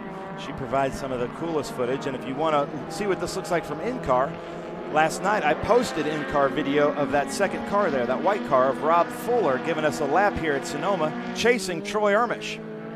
And it is a busy lap. There really isn't a straightaway in this track. A straightaway is supposed to be you're racing in a straight line for 500 feet or more, and I don't think you're ever racing for 500 feet or more in a straight line. There are straight parts, but you all the track. You're not actually going straight here, and it is a busy lap. Yeah, the straightaway here on the start-finish line actually bends to the left and then bends more to the left as you go through turn 1. The straightaway they use as part of the Sonoma International Raceway drag strip. Along either, you're down off the carousel and basically moving from left to right or right to left to get into the proper position for turn 7. And this short straightaway between turn 10 and Big Machine Vodka Spike Coolers turn 11, that's not a long enough straight either. This is a definite handling track, and as we've talked all weekend long, a very busy technical track, a lot of hand movement, a lot of car control. Cracking race this, and the B Sedans, our final coverage race of the day, and it's been a great weekend, hasn't it? Wonderful, wonderful weather. A little bit of a breeze yesterday, but this has been a great speed tour. Yeah, it's a beautiful part of the country, Nevada, California, and I've enjoyed very much being here and being a part of this broadcast. Ben and Jonathan are doing a great job here this weekend. As always, we go into Lime Rock next. Yep, looking forward to that. And look at this, Rob Fuller and Troy. It's just Rob gets up behind him and then it just disappears. It's a crazy race as we look at Ed Matsuishi in a 1971 Datsun 510. He was with us in a Porsche at WeatherTech Raceway Laguna Seca, and there he is in that 711. You know, he probably saw how much fun everybody was having and said, I want to be in on that too. But look at this. There's Troy Ermish coming down the back S's from Franklin Road Apparel.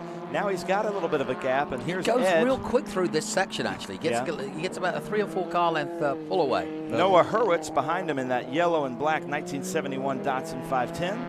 But watch now, Rob Fuller will kind of close up on him as they go into braking. But a great race. Again, Fuller able to pull away from Ermish this morning, but definitely that not the case here as they're going back and forth, going at it very hard there, Jonathan. No question about it, and this battle's just as good too. So we've got one at the front, and across the line they come. And that's the furthest he's got away from him, I think. It is. Final lap. So drivers pressure on. We've got Biff, Steele. Surely these are made-up names. Saying, are any of these cars coming to Road America? Hopefully, we will be at Road America in May, and we'd love to talk these drivers into coming to Road America. I saw Troy Ermish running in the runoffs at Road America a few years ago, but man, look at this. We're on the final lap. You know Biff, he's Buff's brother. Yeah. Can Rob Fuller catch up? You saw him smoke the rear brakes there coming into that turn. Now they're coming downhill into a very difficult WeatherTech carousel. Yeah, now the key now for the car in second place, Rob Fuller, is to get as much drive out of this corner and make a setup move on the inside of the hairpin coming out of this corner. So he's got to slingshot himself, get the drive here. Whether he's got close enough, I don't think so. No, there's no way he's going to get through there, but you can see the gap for yourself there. But that would have been one way of doing it. But this is where the 38 is so good. From here on in, he really does separate himself from the 7. Watch this. Yeah, and Ermish probably looking at his rearview mirror saying, how far back is he? Do I need to protect, or can I take my normal line through 7? And then he's going to be going down through the S's. And again, Fuller, I think his strength was what we just went through the first half of the track. I think that he does not have an answer for Ermish, at least in this race today. Well, this is as close as he's been at this section anyway, and if he's going to do it, he's going to have to do it in about the next 4 seconds. Don't think he's close enough. But what a great race as they come into Big Machine Vodka Spike Cooler, turn 11. Looks like Troy Ermish might have it, so Jonathan, take the call. Yeah, well, I could tell he was confident because he's got a rear view GoPro on the back of his car, meaning that he thinks he's going to win, and he's coming to the line, and he does do that. Ermish takes the win in the 38. A good battle with Rob Fuller as the pair of them go head-to-head. Excellent stuff. Gorbani takes 3rd place. That's Armin Gorbani in the 1969 510, but a nice 510 display of brilliance there. And it's the 45 of Richard Stewart Milne in 4th position. Anderson takes 5th, Frula in 6th place, Hurwitz in 7th, Matsuishi in 8th, and Gagliano in 9th place, Blasco in 10th. Great race. Enjoyed that very much. Yeah. The B Sedans put in on a great show, as they did at WeatherTech Raceway Laguna Seca. They do here at Sonoma International Raceway. The Mission Foods Sonoma SpeedTour, a very successful event. Enjoyed very much being a part of the broadcast. Ben and Jonathan. What's your highlight been this weekend, Scott? You've been doing it all. You haven't missed much? No. My highlight, I don't know. I have to think about that real quickly here. I guess it would be the historic Trans Am race. Yes, always good. That was my, muscle car era when I was growing up as a kid, and I think that would be my highlight. Seeing those cars out there, the original cars, still running out there, still running strong. Yeah, that would be my highlight, I believe. My thanks to Scott Conway as ever. He'll be with us as ever for the next one at Lime Rock and on. My thanks once again to Ben Sissel and the entire Greenlight TV production crew for putting on some excellent coverage throughout the weekend. I'm Jonathan Green. We will be with you throughout the season as we traverse the iconic circuits of America as part of the SVRA Speed Tour. Trans Am continues next time out at Lime Rock. You can catch all the highlights on the CBS Sports Network. From me, Jonathan Green. Until next time, goodbye for now. Hungry for SVRA action? Well, the best way to enjoy classic auto racing is with a delicious classic from Mission Foods. Green flag your race-watching snacks with Mission's mouth-watering race day recipes. Try some of our tasty tacos, piled high nachos, fresh chips with guac, and more. So gear up your ride and fuel up those stomachs with delicious Mission Foods. Now that's too fast, too tasty.